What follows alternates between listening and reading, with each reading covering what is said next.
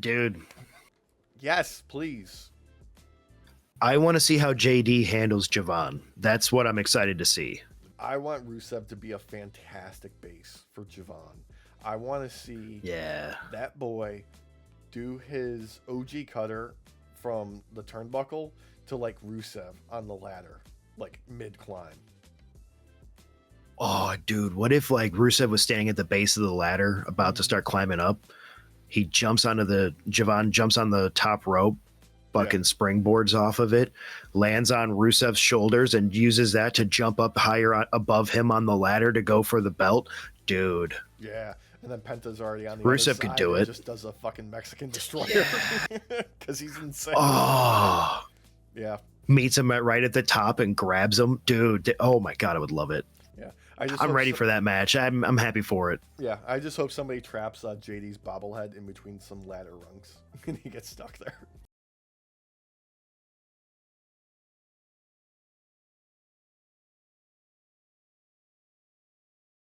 There's too much other ridiculous to talk about this week that pisses me off than instead of us trying to do a bit.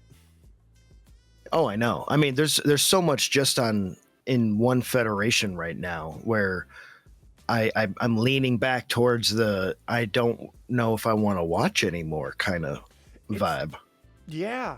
Here, let me get my notes up from the shows because there was a lot of WWE programming this week where I was, I'm not gonna lie, I was checking out. Oh, yeah. Yeah. Yeah, it was rough. God. There was a lot that was very boring. Mm-hmm. And I'm moving my mic a little bit further away, so if I get a little bit quieter, sorry. No worries.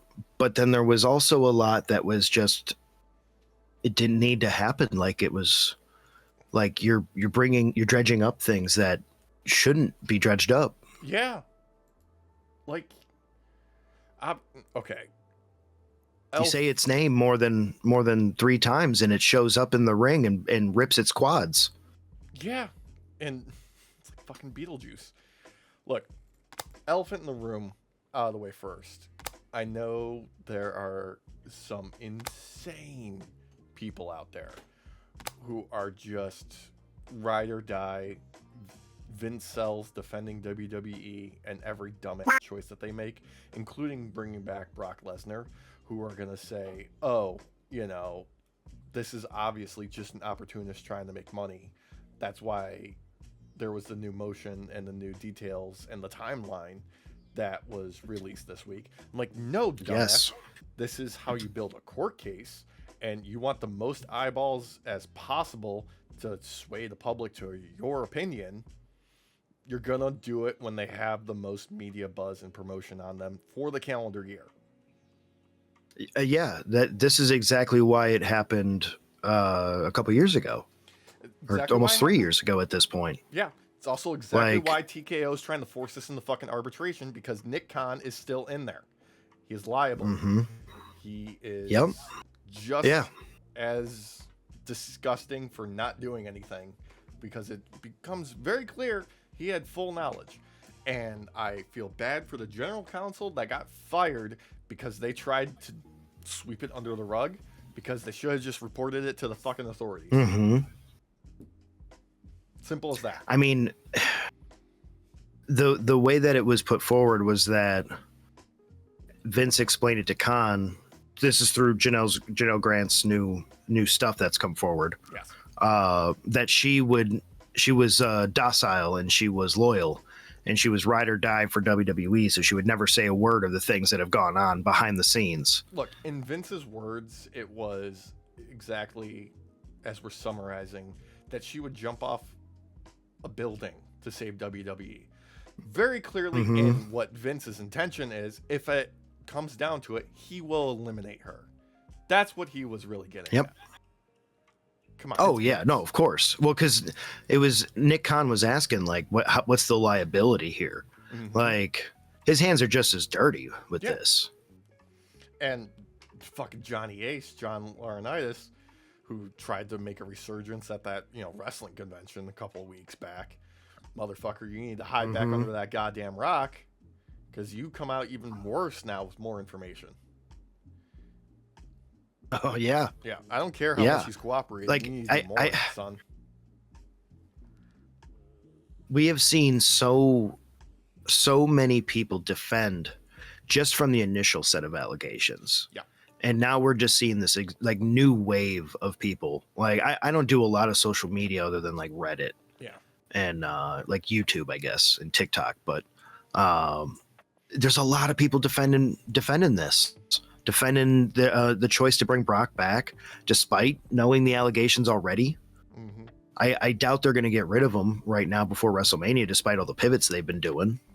Dude, I am utterly convinced, especially, just perusing our own comments and sorting through the stuff that gets automatically flagged by YouTube and banned. There is a wave of bots on the internet that are a problem. And a lot of these dissenting, immoral commenters that I see on social media, I'm almost 95% of them are just fucking bots at this point. It's some piece of shit who spent like $60 to have a bunch of people in like Russia and India have a warehouse full of cell phones make these sort of comments. That's the only explanation, because you cannot be this fucking dense and this fucking stupid in this day and age.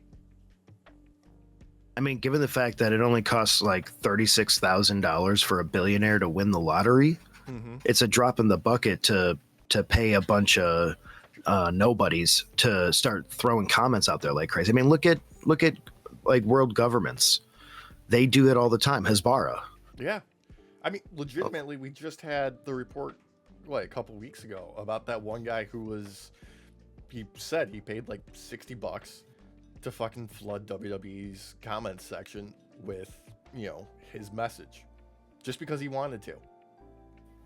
And it's crazy, because the minority voices of those that like not only defend but brush aside these allegations, they're the loudest.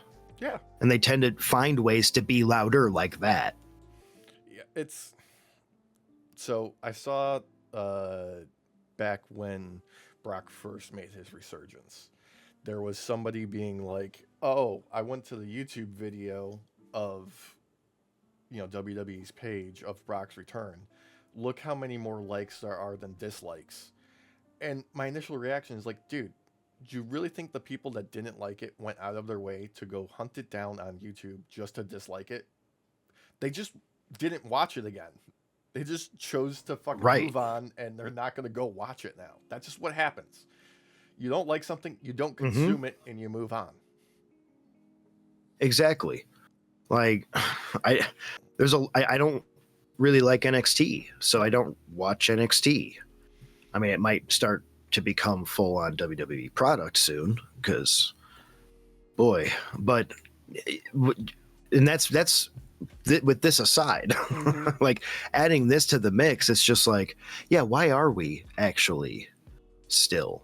Yeah. Like, these people are not the wrestlers necessarily, some of them obviously, but company wise, like, they're assholes, and just like any other billionaire class. It's just own goals constantly. Just scoring in your own fucking goal to have the points count against you is just the bare minimum to get a C-level executive seat these days. Is just how can you fail farther upwards and f it up even more and get that bonus? The only other way I can see going farther ahead is you either have to like drag your 14-month-old dog out to a gravel pit. Oh God. Or you have to be willing to cover up some really insane stuff that eventually gets you fired from your attorney general's position. So, I mean, I thought we were talking about, maybe being cucking your husband, who the second you're out the door puts on, a pair of breasts and chats with women online to the tune of $25,000 a month. $25,000. Yeah. A month. Those are probably taxpayer dollars. Yeah, yeah. And think about it this way: $25,000 a month, you still can't get them nipples to be exact. Was that on purpose? They be. That had to be on purpose, right? It has to be. It has to be rage bait, right? Right. Like just to piss you off even more. Oh God. Speaking of piss off, we should talk about like actual shows and things that were on screen yeah, on purpose for some reason this goddamn week. Yeah. Yeah. Yeah. God. Opening up Raw, we have Cody Rhodes, undisputed WWE champion, usually on SmackDown. Instead, he's here on Raw. He wants to address the crowd, talk about WrestleMania, maybe the 20 years of history he has with Randy Orton, and the fact that Randy has been just bodying him the past 2 weeks. But before he even gets a fucking word out, Stephanie goddamn McMahon is here. For what reason? I don't know. Cody doesn't seem to know. Stephanie sure doesn't seem to know, because the only point that she seems to get across is you aren't ready for this version of Randy Orton, because this version of Cody Rhodes can't handle this version of Randy Orton. How many different versions of Randy Orton and Cody Rhodes are there? I don't know. And then Cody, I don't know who put these words in his mouth, but he should have slapped the shit out of him for even putting this out there. Stephanie says that you're not your father, Dusty. Dusty knew how to handle this version of Randy Orton. And Cody's response to this is, you're not like your dad, like it's an insult. Like it's an insult that Stephanie McMahon is not like her father. What the fuck? My jaw dropped. I was livid. I was like, what is happening right now?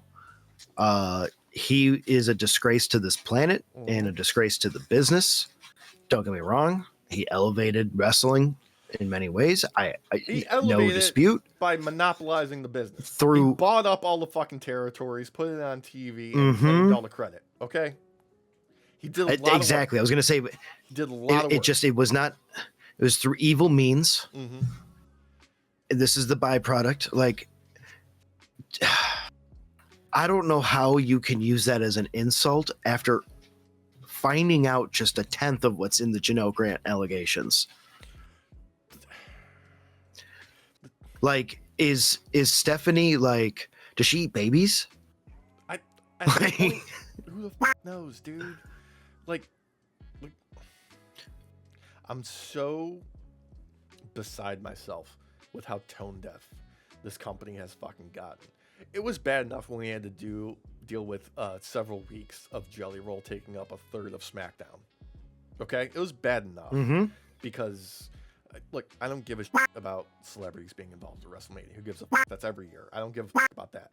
I give a fuck when they're treated like they're wrestlers and they take up a majority of the time and they ruin a la Travis Scott because they don't know what the fuck they're doing. And they're like Travis Scott, liable for death. But this is even fucking worse. Like, oh God, yeah. Yes, it is.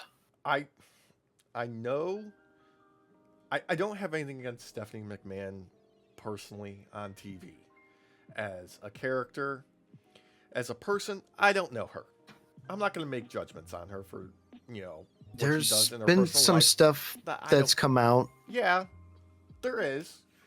And let's face it, what they do politically, I don't agree with. Let's keep it as classy as fucking possible here, okay?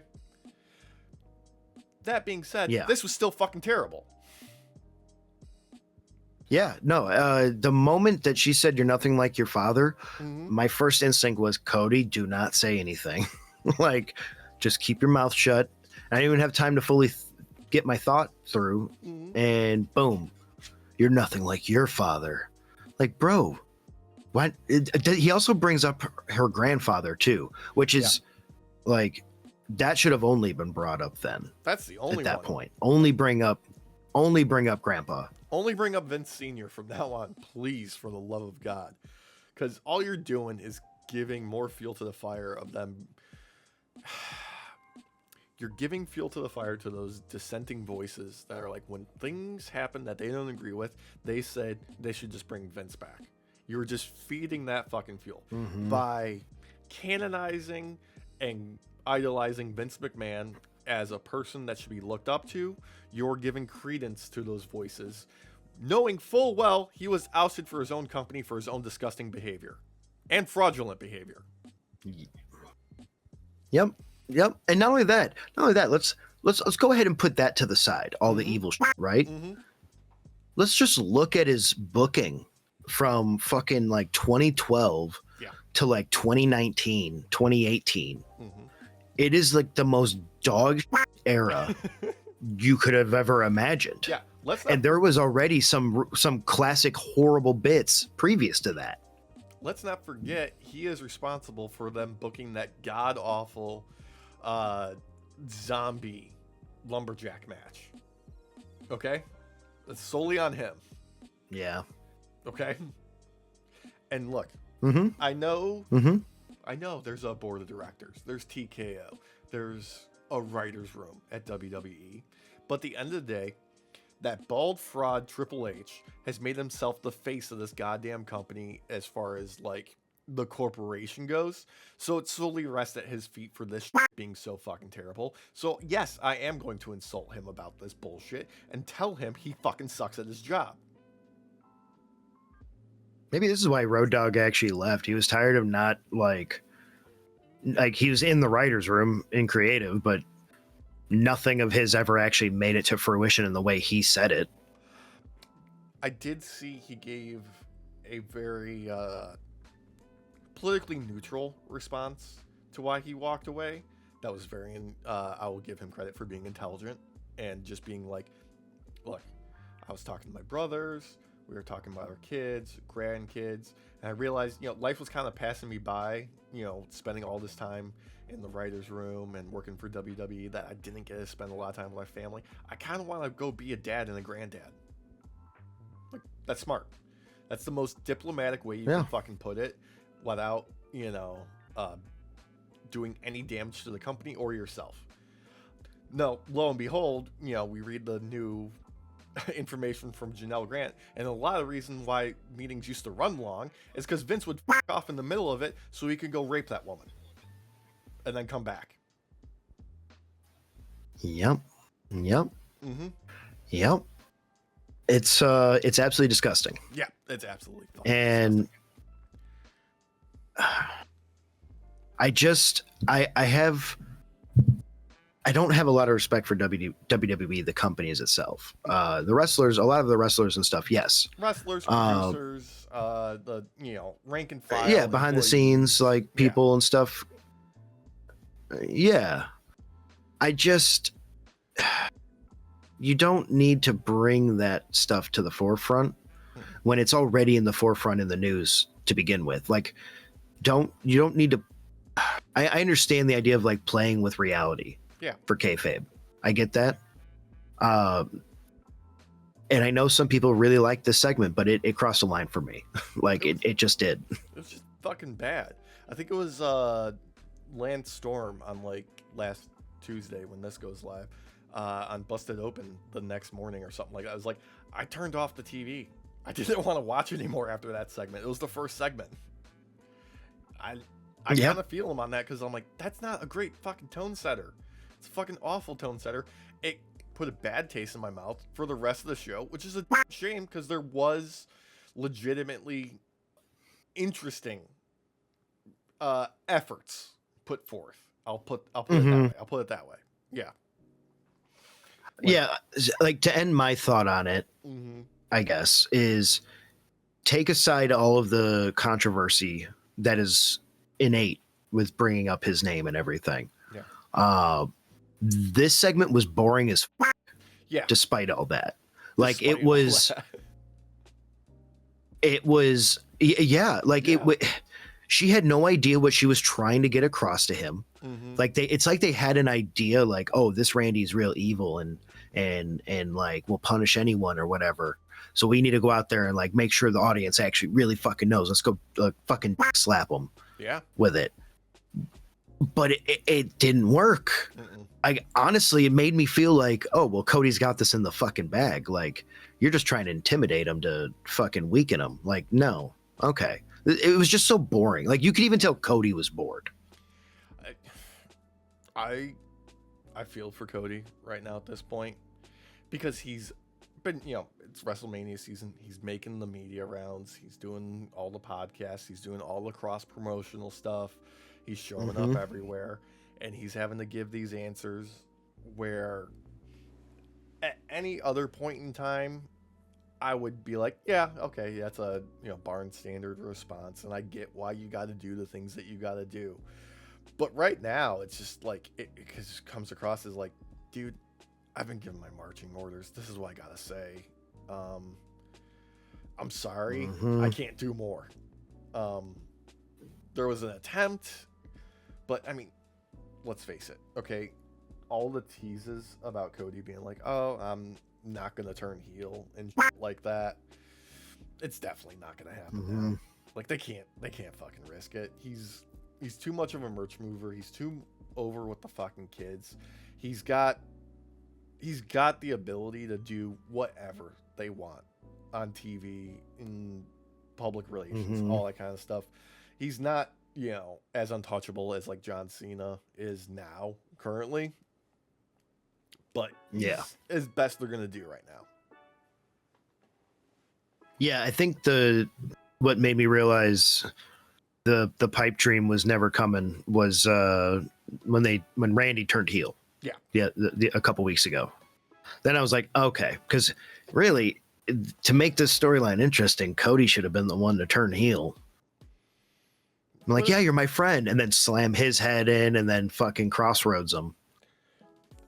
It's just, they've done such a piss poor job with not committing to somebody being a face or a heel, or even like, everybody's a fucking tweener now at this point. Almost everybody. Like Cody's a face, but he still does heel shit every now and then. But like, you're not going to get a heel booed. Like, people boo Dom just because it's fun to boo Dom. Like, nobody actually hates Dom. Like, he doesn't have any real heat. No, that motherfucker probably wishes people hated him a little bit more because of how long it takes for him to leave after a show. Yeah. Motherfucker has to sign for hours afterwards. Or he just refuses and leaves. Because that was making that too. Yeah. But, like, Gunther, right? Prime example. Dude's a great fucking heel. He loves getting booed. And it's the closest that they have to, let's face it, a traditional heel, even in the modern era right now. And even still, people love him because he beats the piss out of people. And he does what he says he's going to do. Yeah. Yeah, they actually found something for him to do, too, for WrestleMania. Oh, my God. Okay, yeah, we'll get to that. First, we got to have the little segment with Adam Pearce and IShowSpeed to set up the Chekhov's gun for, the next bit in the show. Because we have, for some reason, before WrestleMania, we're having a street fight for the World Tag Team Championship with the Vision taking on the Usos. And look, I'll give them credit. They took out everything but the kitchen sink for this, right?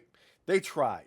They tried as many shortcuts as they can fucking get for this. The result is dog shit. The result is absolute dog shit. The finish could have been better. Alex. Could have been better. I'll put it that way. I'll put it lightly, right? Alex. Yeah. I have nothing to complain about with Jey Uso this match. This match sucked. Fucking but it was not because of the Usos. Oh my God. Jay did a fucking spear. Yeah. And it was good. I know. It was at his feet. His feet left the ground. He got near horizontal. Like, bro, like he was trying. He was like, why are you taking the belt off me? Yeah. Basically. I mean, God, Okay, so yes, you're right. They set off Chekhov's gun. Yeah. They, introduce IShowSpeed over there, and some shenanigans happen with the fucking Nux. Yeah, and Logan Paul's I hated. because Yeah. I don't even know. Were they? I hated this. Yeah. It took a long setup to get to the finish, which involved IShowSpeed basically fucking everybody over, including LA Knight, who was out there because he's keeping his eye on the Vision. Right, that's what it is. And the Usos. Yeah. Well, because he's kind of... I have this weird theory where I feel like Jay's actually like the new tribal chief, like Crash Out Jay. He's just like kind of like the worm tongue at the moment, like getting fucking Roman to do, and he's not doing it on purpose. No. This isn't this. He's just the devil on his shoulder. Like he's just saying shit because he's emotional, and it's causing Roman to react because Roman's insecurities have overtaken the rest of him. Yeah, and with LA Knight, it's really just because of old alliances that'll probably fade here soon. Yeah. But yeah, IShowSpeed decks fucking LA Knight, and fucking he sets the Nux down on the ring side. Mm-hmm. Like it kind of looked like at first he was gonna just drop him on the ground. But then Jay and well, actually no, it's Jimmy who gets hit with the Nux, and then Jay jumps out of the ring to hit fucking Austin Theory, and can't get back into the ring in time. The payoff in a sense kind of worked, I guess. The best part about to get to it sucked was IShowSpeed.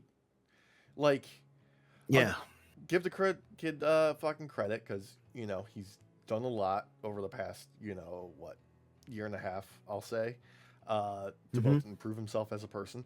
But number one, as far as celebrity involvements, he's not offensive to the eyes. He actually can pull off what they're asking him to do, which isn't much. I mean, he got speared by Brock at the Rumble before, and that was fucking great.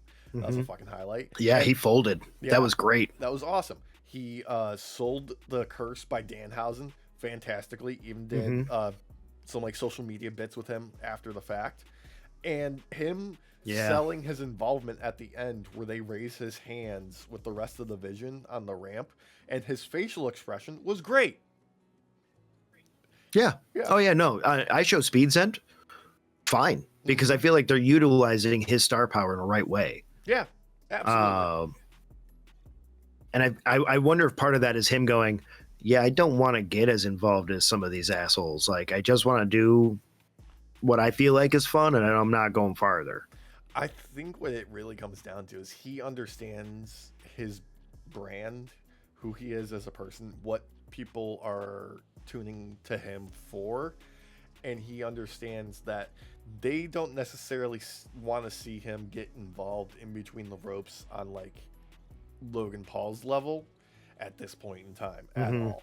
They want to see him do stuff that's going to make them laugh, or stuff that's going to be incorporated outside of like the main shows, like LA Knight surprising him on his stream when he just showed up at his house and then threw him into his desk. Like, that works. Like, because he exists outside of just the little bubble that WWE exists in, and that allows more fun interactions with real world with wrestlers that we don't really get to see outside of like daytime TV when they're doing like the talk shows. Basically, if you're a star to some degree, whether it be internet or old school style, what have you, you need to scuba in the waters of wrestling. Don't dive in. Just scuba. Snorkel first.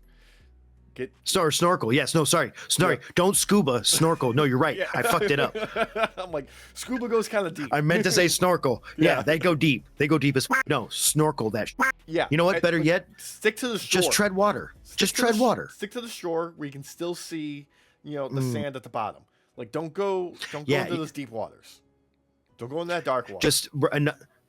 Just enough to where you can kind of kick the water around and see a little bit of the sand kick up too. Not enough to where a shark can get you, which is like less than a foot, I guess. But yeah. Yeah. So less than a foot. Yeah, if you want to wade deeper, take your time. Get there. You know, that's fine. You know, like Stephen Amell, right? Like they set up that whole angle, and he had that fucking match and all that kind of stuff. He trained a long time for it. Know all this ahead of time. At the point in time, I think he was still the Green Arrow, or no, just Arrow, or whatever the fuck they called him on that fucking show. Was it just? I think it was Arrow at the time. Was just the Hood. It might have been even that. Yeah, it might have been the Hood. Yeah. I don't know. That show got weird at the end. It got weird real fucking quick. I mean, for a Batman ripoff, it got weird real quick. But yeah, like he put in the fucking effort. Was it Gronk? His was good. You know, like he did. Yeah. Was it like sub 3 minutes for him with the one match, and then he did like a spot here or there. That's great. That's fantastic. Don't try and do like LT at WrestleMania. Nobody wants that. Right. Like you're not a David Arquette, okay? David Arquette redeemed himself, okay? Yeah, no, WCW champ, brother. No, he like beyond that. Like this is my recommendation of the week. If you get tired of watching 35 minutes of wrestling over 6 hours of WWE programming, go watch You Can't Kill David Arquette. Do it immediately. It's fantastic. Oh yeah. It's so good. Yeah, highly recommend. Yep. Following that, we had another decent promo spot between Liv and Stephanie Vaquer. Like quietly, solidly built. Right? Yeah, no, it was overall it was really good. I think I think I'm more sold now on Liv being the antithesis to Stephanie, whereas I haven't really been prior. I feel like this kind of helped cement that down. And then you got to couple that with the fact that I think Stephanie Vaquer would make an excellent Catwoman now. After that new outfit. Yeah, that cat suit did a lot of work. Also, it's nice to have Roxanne back. You know. Yes, that was surprising. It's actually the one thing there's one part I didn't like. And that was the scream punches. I hate that. It just I hate it. I hate it. It feels like she does it on purpose just because she knows people don't like it. Yeah, it's got to be for rage reasons, because she knows people like me are like, I'm going to rip what little hair I have left out. But speaking of rage inducing, we have Women's Tag Team Championship, Lyra and Bayley taking on Lash Legend and Nia Jax. But what the okay, so we get the Bellas, we get Flair and Bliss out there, and they immediately cause a disqualification. And Bayley and Lyra don't attack the people that just screwed them out of their championship. They just continue to pour it on to Nia and Lash Legend. Like, what the? They just cost you your title. Like, you could have had this in the bag already. Like, you could be walking out with the belts. What happened? Especially, like, don't get me wrong. Some of their, like, team up, like, action against Lash and Nia really didn't work that well. Some of it really did, though. Yeah. Lyra, I think, looked better out there than she has in a while, too. There's something about pairing her up against a giant that looks really good. Yeah. She's tiny. Also, props to fucking Bayley for picking up Nia and hitting that powerbomb off the top rope. That was fucking impressive. Yeah. That was cool as hell. That was awesome. And shout out to Lash, too, for I think she caught Bayley, didn't she? Out of the air? Or was it Lyra? She caught one of them out of the air, but it was that the dive to the outside with Lyra, I think? It might have been. Yeah. I just remember her catching one of them, and it was like in a spot where I was like, how the hell is she still standing? Yeah. Like the momentum from that person jumping, like, should have dragged her down, and it didn't. It was cool. I honestly, bringing everybody else in for Shenanigans ruined this match. I don't even mind. Nia looked good. Yeah. Which, you know, like she's done serviceable this whole year. But you know, like we don't rag on Nia for, you know, nothing anymore. There's no point. But like I don't see the purpose of them all playing it like dumbasses when it comes to being baby faces and just being like, you caused disqualification. I could have been was it before or after this where they announced that it was gonna be a fatal 4-way tag match at WrestleMania? I think it was after. I could be wrong. Because it might have been after. Yeah, Nia and Lash going in as champions as of now versus Charlotte and Alexa, Bayley and Lyra, and then the Bella Twins, in just a straight 4-way match. Yeah, I'm going through my notes. I don't see. It might have happened before, I guess. Yeah, I don't. If it did happen after, I didn't write it down. Yeah. So. Yeah. Anyway. Yeah. I don't know. Like it. I feel like you have enough here for a good rivalry between Lyra and Bayley, with between those two, and Nia and Lash. This match worked. Like, I don't mind. In fact, I'm all in favor of a multi-woman tag match at WrestleMania. I think that's a great thing for the women's tag division in general, because let's face it, you know, it's not every championship gets service on WrestleMania, especially right now, especially the women's division, unfortunately. But I'm just very reserved about, like, okay, who are these characters and what are their thought processes? Because it seems clear to me that there is no thought given to how they should be reacting and what they should be doing. It's just, hey, do this, hit this mark, move on to the next thing, do this. Doesn't matter if it doesn't make sense. That's what we're doing. Yeah, because if we wanted to keep in lore, I know that Charlotte has kind of turned more face, but lore-wise, I could very much see her building with the build up to WrestleMania, screwing over the other teams, so that when it comes down to it, it's her team that's getting to WrestleMania. But then obviously management fucks it up, and then boom, it's a 4-way tag match, ladder match, or what have you. Yeah. Like, but they didn't do that. Yeah, legitimately, wasn't the last interaction between the Bellas and Charlotte and Alexa them like butting heads backstage, and like Brie stealing one of Charlotte's spoons for her ice cream? Like, wasn't that the last time that they were on screen? Like, shouldn't you still be antagonizing each other? Not working together? Yeah. Well, and that's the other problem too, is like I feel like with the Bella Twins, they don't know if they want to make them faces or heels, because there was it like a month ago when what's her face came back, month and a half ago. Brie, yeah. Freaking Nikki was like, yeah, we're gonna do whatever it takes, we're gonna get there, like being a heel, and Brie's like, yeah, I'm just kind of here to hang out, and chill. It's really comes down to Nikki's never really been able to sell the whole like white meat baby face sort of character on any level. She's always been better as a heel, and that's fine. But that's fine. Yeah. They just brought Brie back, so like it's gonna be hard to get her booed, so we can't really figure out this dynamic in the short time frame, and then we're gonna forget about him for a little bit. And then we'll bring him back. Yeah, but I feel like if you wanted to actually, if you cared about storytelling, Charlotte's a good linchpin for a lot of stuff, because she can be that heel. She's got the legitimacy over the years with all the, you know, championships and all the title runs and all that kind of stuff, where you can treat her like a big deal. Same thing with Alexa, because, you know, what, I think it was on SmackDown, they're like, oh yeah, you know, no slouch, you know, the weak point of their team is just a 5-time world champion. You know, just throwing that out there. Yeah. Who also can do what Cody apparently can't do, which is defeat Randy Orton. Oh God, please set Randy on fire for WrestleMania again. Just please.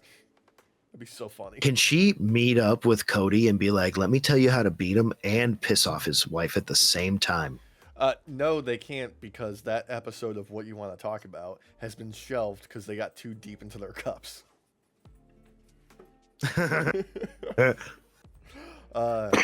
Anyway, after this, there is a regrettable Brock Lesnar spot with Paul Heyman, who just looks happy as a pig in because he's next to somebody who unfortunately was a draw at one point.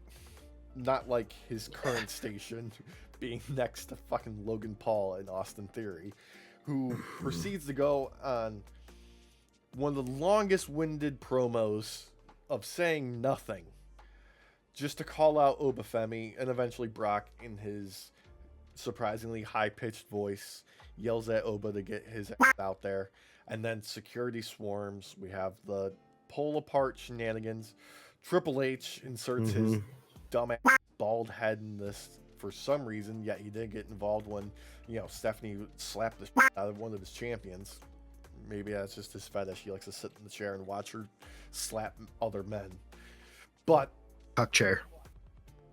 Yeah. God.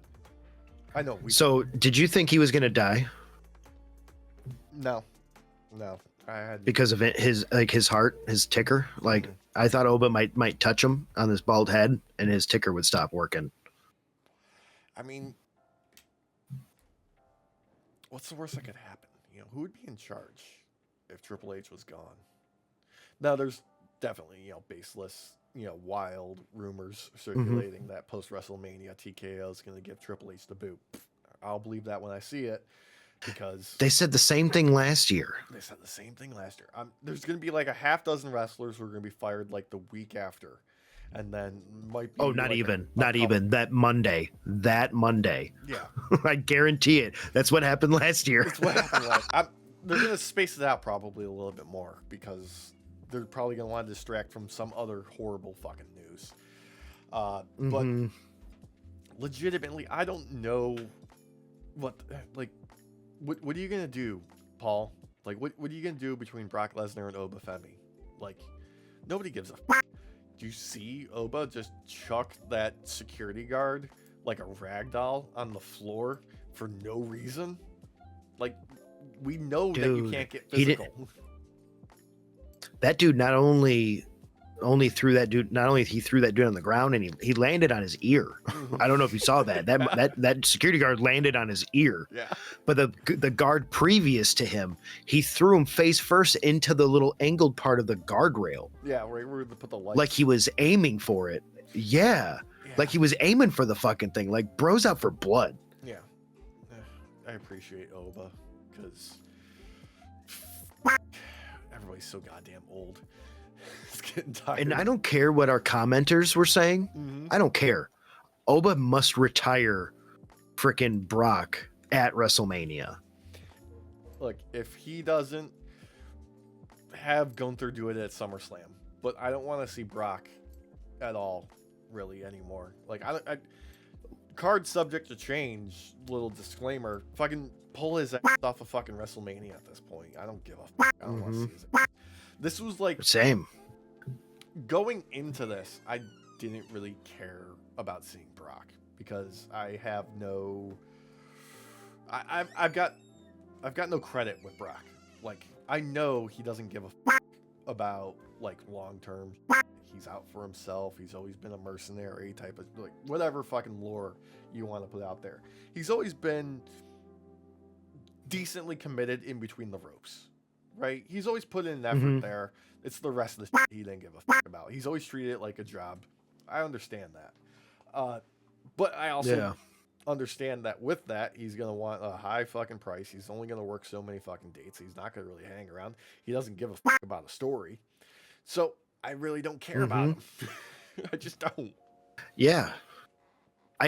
If he didn't have the baggage, right? Yeah. Any of the baggage of the stuff going on right now, he would be the one that I would say Oba needs to beat. Like, bring Brock back to beat him. Because I would totally be in that camp. See, if none of that other was there. Even if none of the other shit was there, I still wouldn't give a fuck, because it's just Brock. He's Well, yeah. He's just an attraction piece. It's like getting excited, like someone who tells me their favorite wrestler is like the Great Khali or the Giant Gonzalez. Like it's just a big dude. That's like what have they done besides be a big dude? Right. Like you're not Nash. Like you haven't been a doctor in a promo. You haven't worn a fake cast in the wheelchair just to reveal that both your legs work.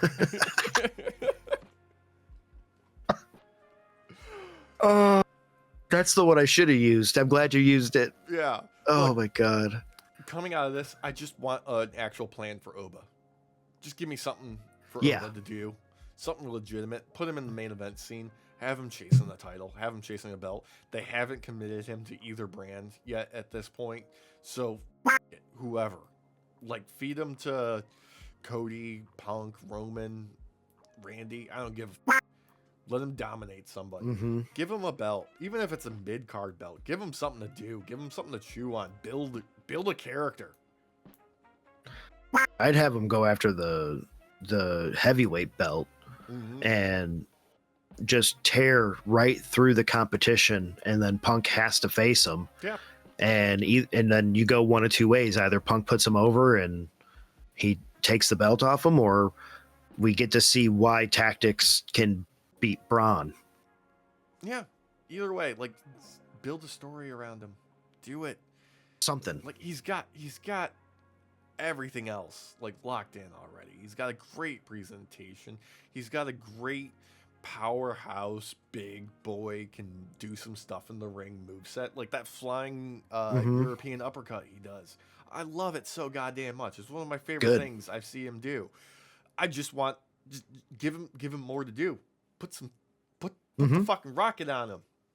Do it. Don't waste any more fucking time. And have him take the belt off Cody. Yeah. That would be fun. That'd be fun. Like, oh god, can you imagine the celebration he would have? It'd be fucking awesome. He'd celebrate just by tossing referees and security guards. Just feed me the security team. Bring all the local talent out here and just like feed them into the ring, and I'll just military press slam them to the announce table in the front row. That'd be great.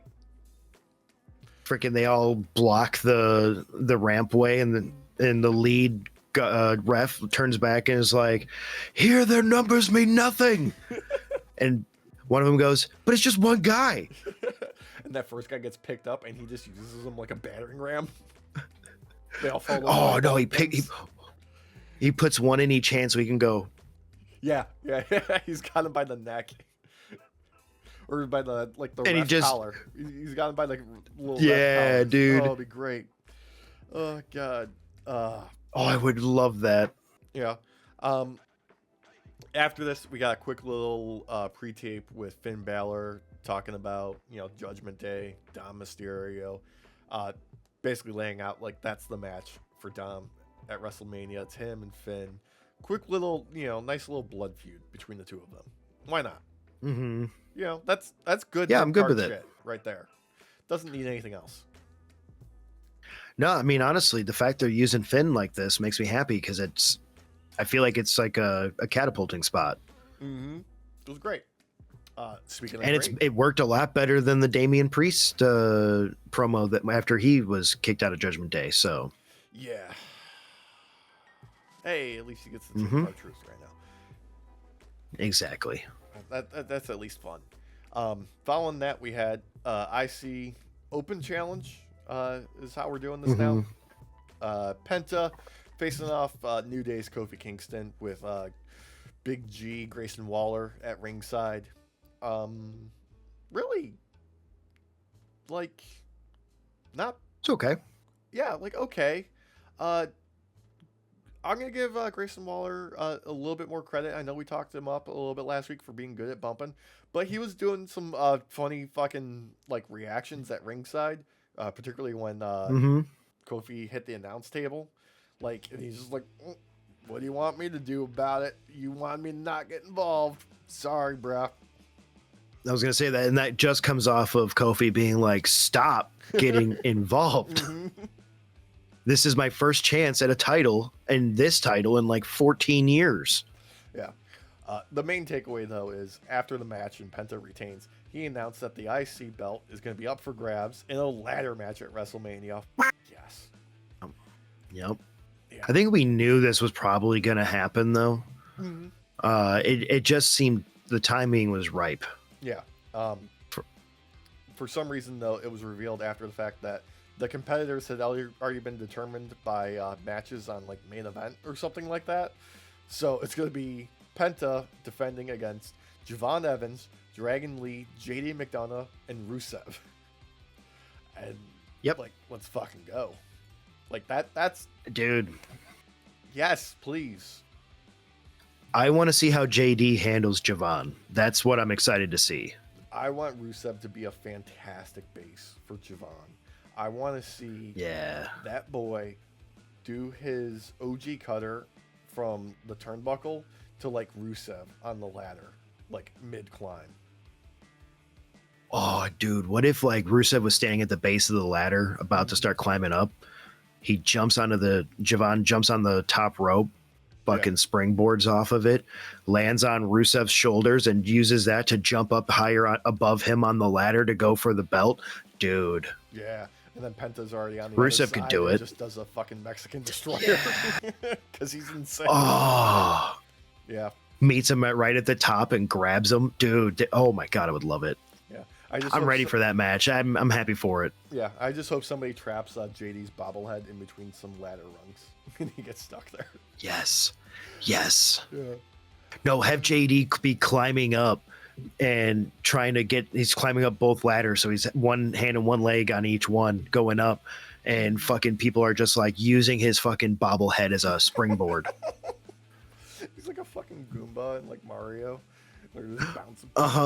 Or what's the one with the springs? God, like Sonic. Like they just bounce off of his fucking head. They just ricochet and into the air, even better.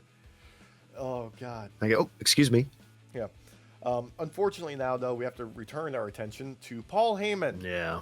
Who is once again in the ring, once again with a microphone, once again talking about fucking nonsense.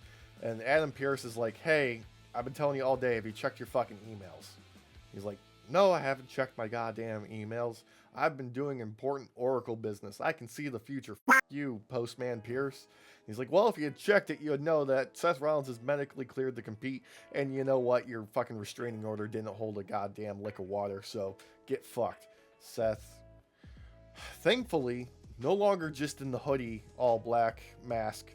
He's now got quite a dapper all black suit, I will say. Yeah, it was nice. Yeah, it was a nice suit. I liked it. Yeah. Makes his way into the ring. Behind Paul Heyman, steel shield chair. I'm sorry, TM. Yes, thank you. But before he can even crack a single strike on Paul Heyman, he is ripped out by a denim-clad Gunther. Yeah, he went Canadian. He went Canadian on Seth, and then started choking him out over the announce table in a very provocative position.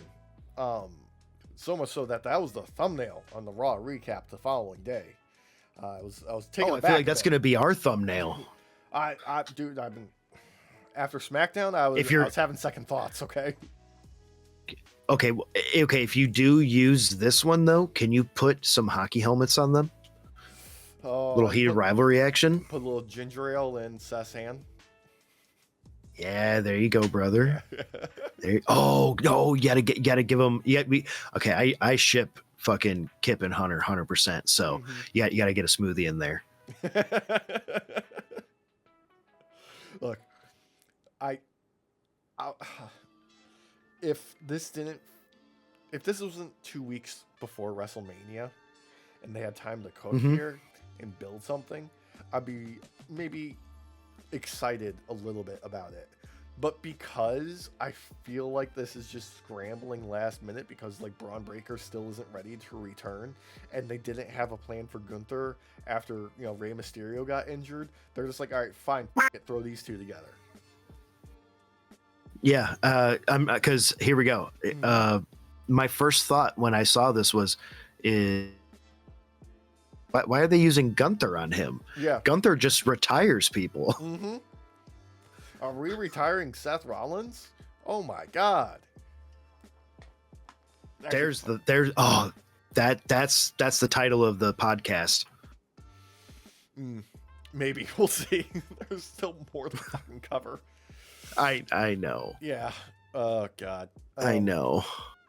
Look, there's no story here. There's just none. The Vision is fucking cursed. Like before Danhausen even showed up, they got cursed, and now they just need to make it canon and have him curse each member individually and then them as a group, because that's the only way I can justify this at this point.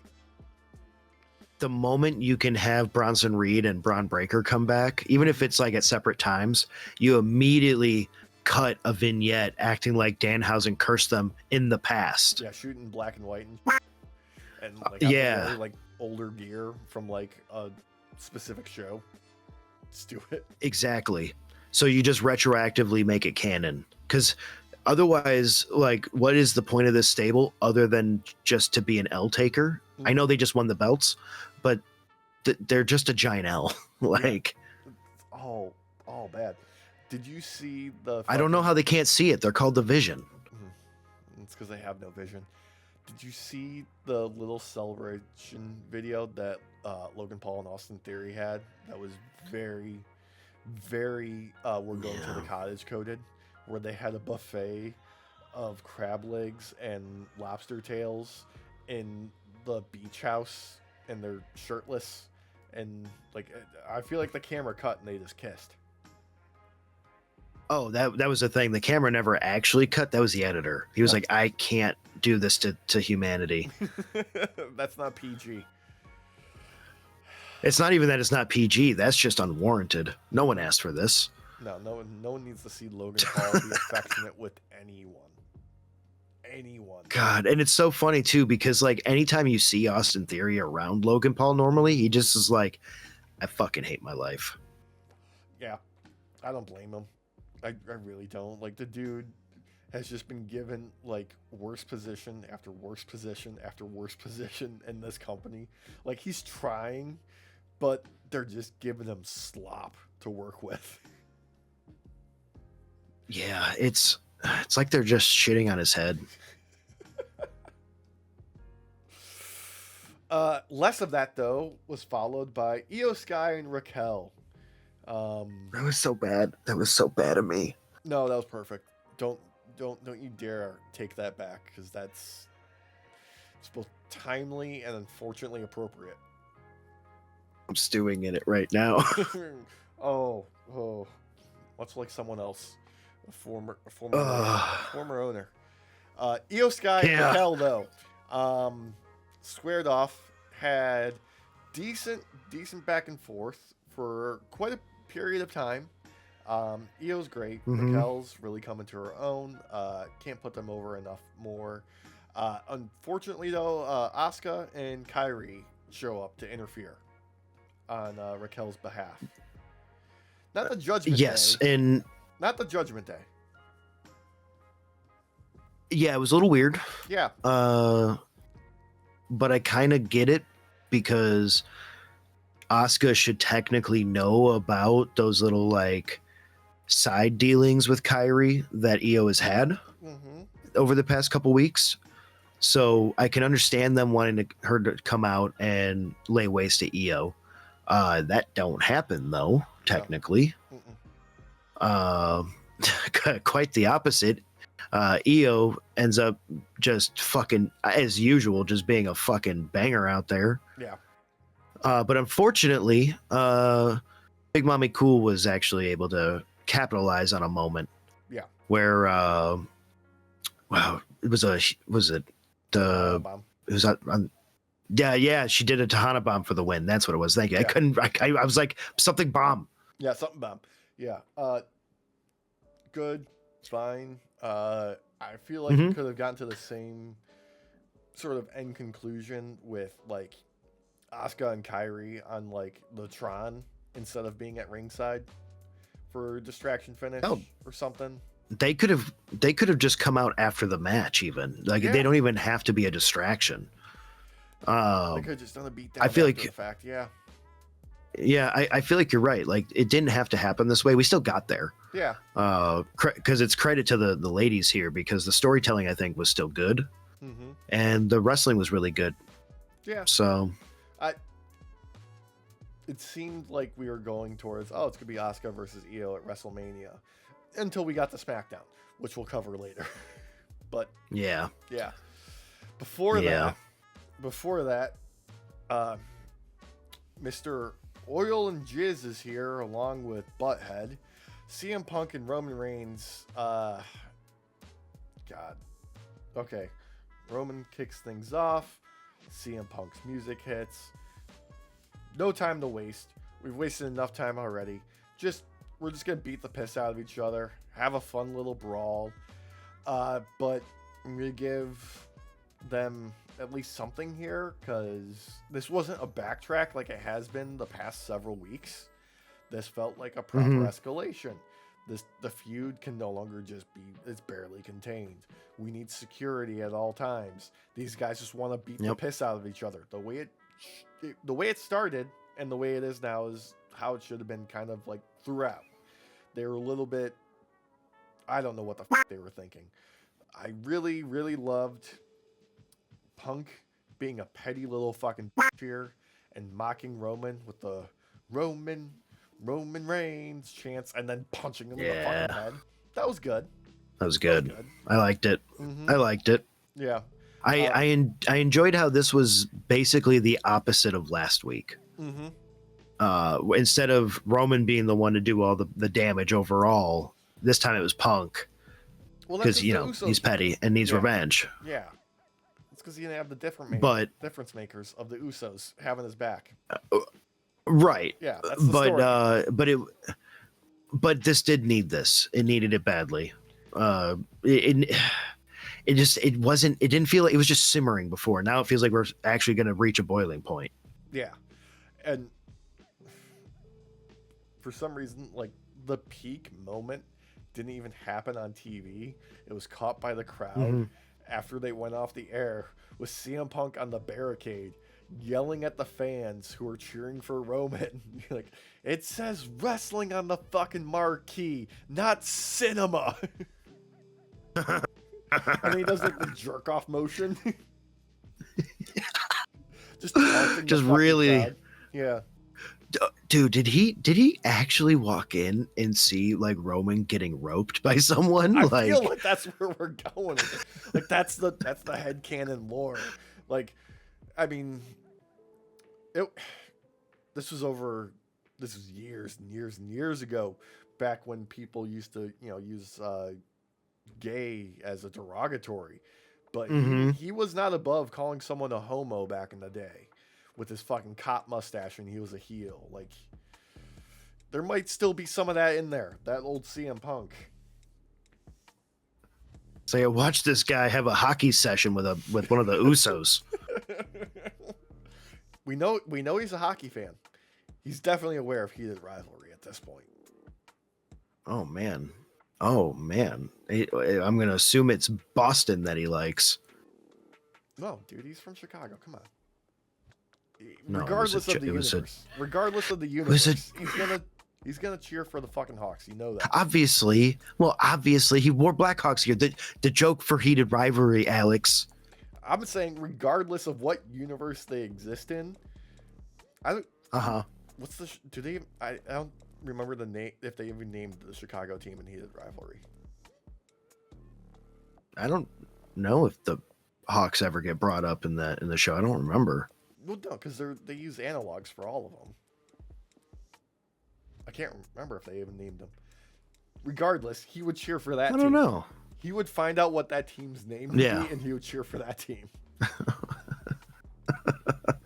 It's the Chicago Generics. The Chicago, not offensive to Native Americans. Yeah.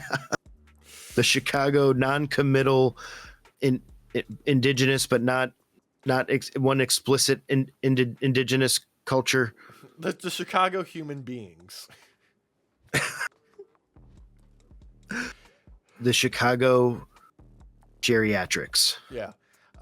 And then in response to this video making the rounds, going viral, Roman Reigns had just like the most generic 2K fucking tweet, just being like, "This is who your champion is.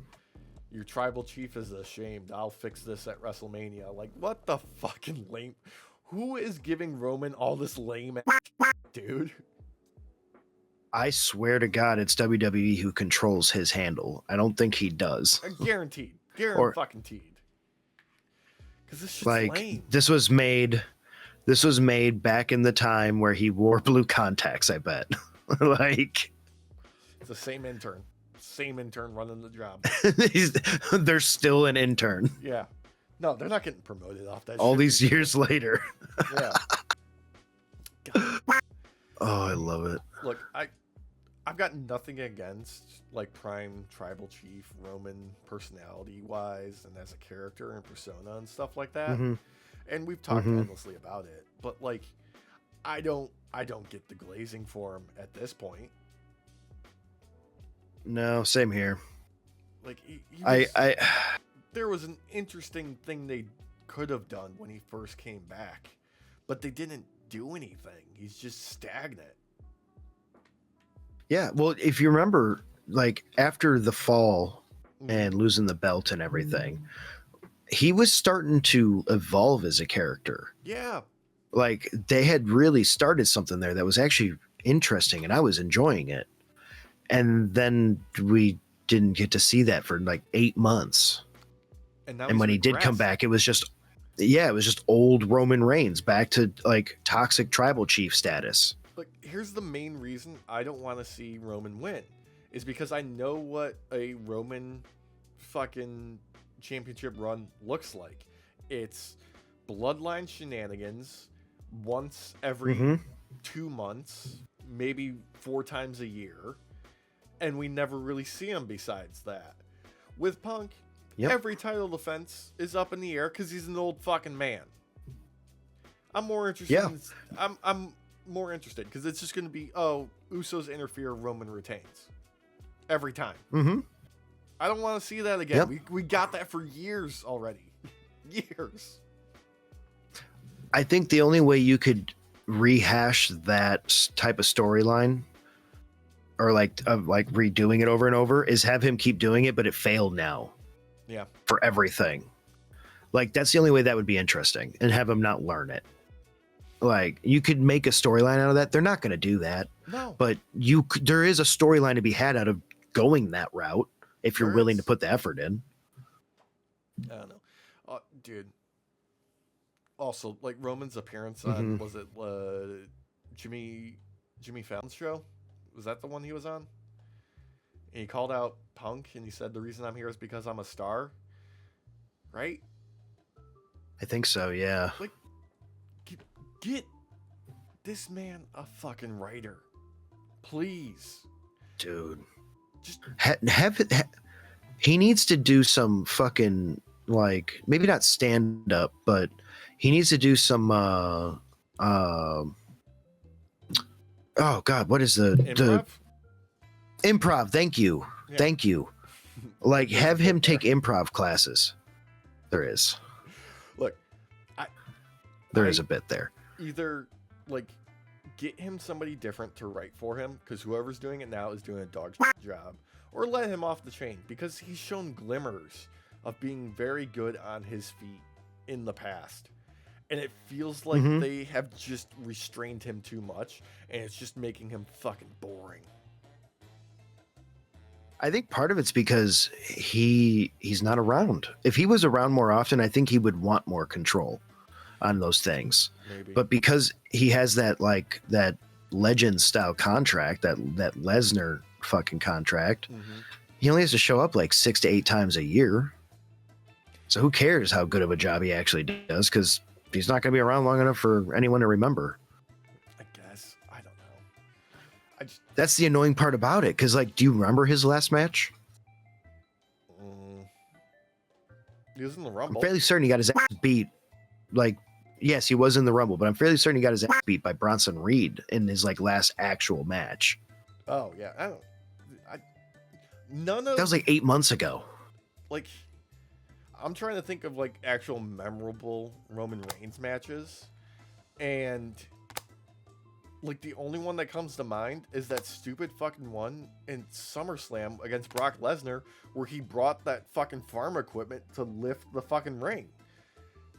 And and like the match itself, I don't remember. I remember that moment. That's it. The only spot for me that pops into my head, and it's because of Punk, is the Survivor War Games, where they were locked in a cage together, and Punk kept giving them dirty faces and Yeah, like even and they were fucking with each other. The WrestleMania match against Cody, the second one where Cody won, like even the highlight of that was the night before when The Rock got speared by Roman and he sold it like he got shot in the gut with a cannon. Yep. Or Seth hitting him with a chair. Like, it's Roman's in the vicinity of these things happening, but it's never him doing it. Yeah. No, wait. The one time he caught a mic, when Brock threw a mic just like nonchalantly at the ring and Roman caught it. That was all Roman. Well, you can't really write that. No, you can't. No, you can't. I'm just saying, like, I don't know. I like Roman, right? Like, I do. I like the idea of the character. I like the potential there. I just feel like they never capitalize on it.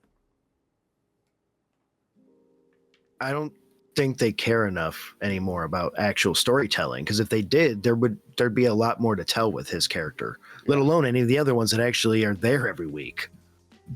Yeah. Oh God.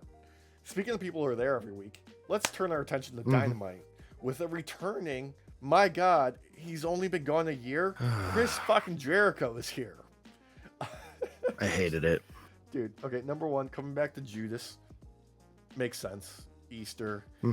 There's all the rumors about him jumping over to WWE and all that kind of stuff, but he comes back to AEW. I was so confused about the pyro bit at the beginning, where he kept interrupting with Shivani with like one or two little fireworks, but then they just go full blown. No, it's Jericho, and he says 8 words and then he's gone. Yep. Yeah, it's I gotta get back. I got a 10 o'clock show in Vegas. As you can see, I'm doing stage magic now. He did look like a magician in Vegas. He very much did. Yeah, it was really hard to watch that and not just wonder where his wife was on January 6, 2021, Alex. Like I don't know. Like I even asked in a comment section about it. Someone was like, "Oh, this is like so old news. Nobody cares about them." Like, you don't care about insurrection? No, they don't. No, they all got pardoned so they can continue to commit crimes and get arrested for horrible things. My God. Oh my. The number of January 6ers that have gotten arrested since then, since being pardoned, is insane. Yeah, it's a really high number, and some of them are just some absolutely detestable crimes. I know. It's fucking awful. But thankfully, this was, as much as he milked it, a short segment. A short fucking segment. Yes. Thankfully. Look. Yes, and we did get some sorbet right after too, technically. Yeah, there was a nice cleanser. I'm just hoping this means we get more Brian Keith and Big Bill on AEW TV again. Like, whether they're feuding with him or something or what have you. Legitimately, I don't... He stayed away long enough where I don't mind seeing Chris Jericho again. You know? I just... Oh, no, I don't understand that. He wasn't on TV every week for the past year, and I was thankful for that. Like, it wasn't long enough for me to actually miss him, you know. Okay, yeah. I just don't hate him as much as I did the last time he was on TV. So you're learning, like in a like an arboreal kind of way. More the distance makes the heart grow less spiteful. Yeah, that's what I mean. Because Yeah. trees can't be close together, otherwise they kill each other. So they have to have some space. Mm-hmm. You can learn a thing or two from a tree. Yeah. Oh God, no. The cornerstone has dropped that gimmick, as we know. I know. Yeah, I just wanted to see him do something silly and lighthearted and fun, and not just feud endlessly with random talent. Like, put him on commentary on like Collision or something, you know? Just like have him hang out with Don Callis. Yeah. Dude, have him retire. Yeah. I would love that. Like, have him just retire. Like, that would be comedy gold. He comes back and he's like, I'm retired. That'd be fucking hilarious. Oh my God. I would actually have some respect for him for that. That'd be great. Like, I got in the best shape of my fucking 60-year-old life just to retire. See you guys. I'm going on tour. See you later. I just wanted to say thank you for all the money and letting me be the first AEW World Champion. Thank you. Thank you so much. I gotta fuck off. I'm just going. Oh, and also my music will play in perpetuity from now on in all AEW shows. See you later. Dude, I almost feel like there was negotiations with WWE, but there was like a point where they were like, no, this is not going to be in the contract. We're not letting you have theme music by your own band. Okay? You don't get that. We're not paying you to use your own theme music. You. And he's like, all right, fine, I'm walking. I'll go back to Tony Khan. He'll let me play see you later. Jesus in perpetuity. Because the crowd will sing along even if they don't like me. Oh my God. I fucking love it. Yeah. Speaking of loving it, like you said, we had a nice palate cleanser because Tony Schiavone was originally out there to introduce the gentlemen that are going to be in the main event for Dynasty. MJF and Kenny Omega are here for a contract signing. I loved, because I didn't register at the time like why Kenny came out in his gear. Like I was like, is Kenny just here for a fight? Like he doesn't give a f-? Like he's just like, let's just do this now. Because that's kind of what it felt like. Let's just get it over with. Yeah. A little bit. Yeah. Yeah, a little bit. But no, there was a great little back and forth between the two of them. Solid, decent build. Didn't have any fucking extra fat on it. And it was just ready to fucking cook. I'm here for it. Like I was ready for this match from the get-go. This just kept it running. Like it didn't need to add any more spice to it. We already know what it's going to be. But then MJF puts a little wrinkle in there and just like, hey, how come you haven't told people about your diverticulitis? Might actually just be a ticking time bomb and could kill you at any moment, and your career could end in a split second. You're lying. Yeah. Yeah, I love that. It was it felt very raw and real for a moment. I know it, like if there was any seriousness like that to that scale, we probably wouldn't be having this match. No. Or the last two Swerve Strickland matches, but yeah, for it made you pause for a moment and go, oh wait, yeah, why are you in the ring actually? I want you alive. Yeah, we want a healthy Kenny Omega for much, much longer. Like the rest of your natural life, please. We would like that. Please. Yeah. I want you to own your own federation one day, please.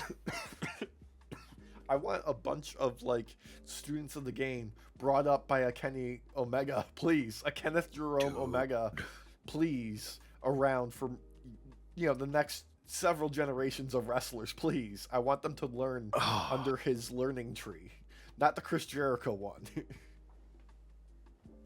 He's like, it's my learning wing. Thank you. I only got one. I only got one. But yeah, I kind of wanted there to be a brawl. I'm fine that there wasn't. Like, keep edging us to Dynasty. Like, avoid the physicality. Like, I know Kenny's advertised to be on the show this week to address the crowd, and they haven't, mentioned what that will entail or whatever.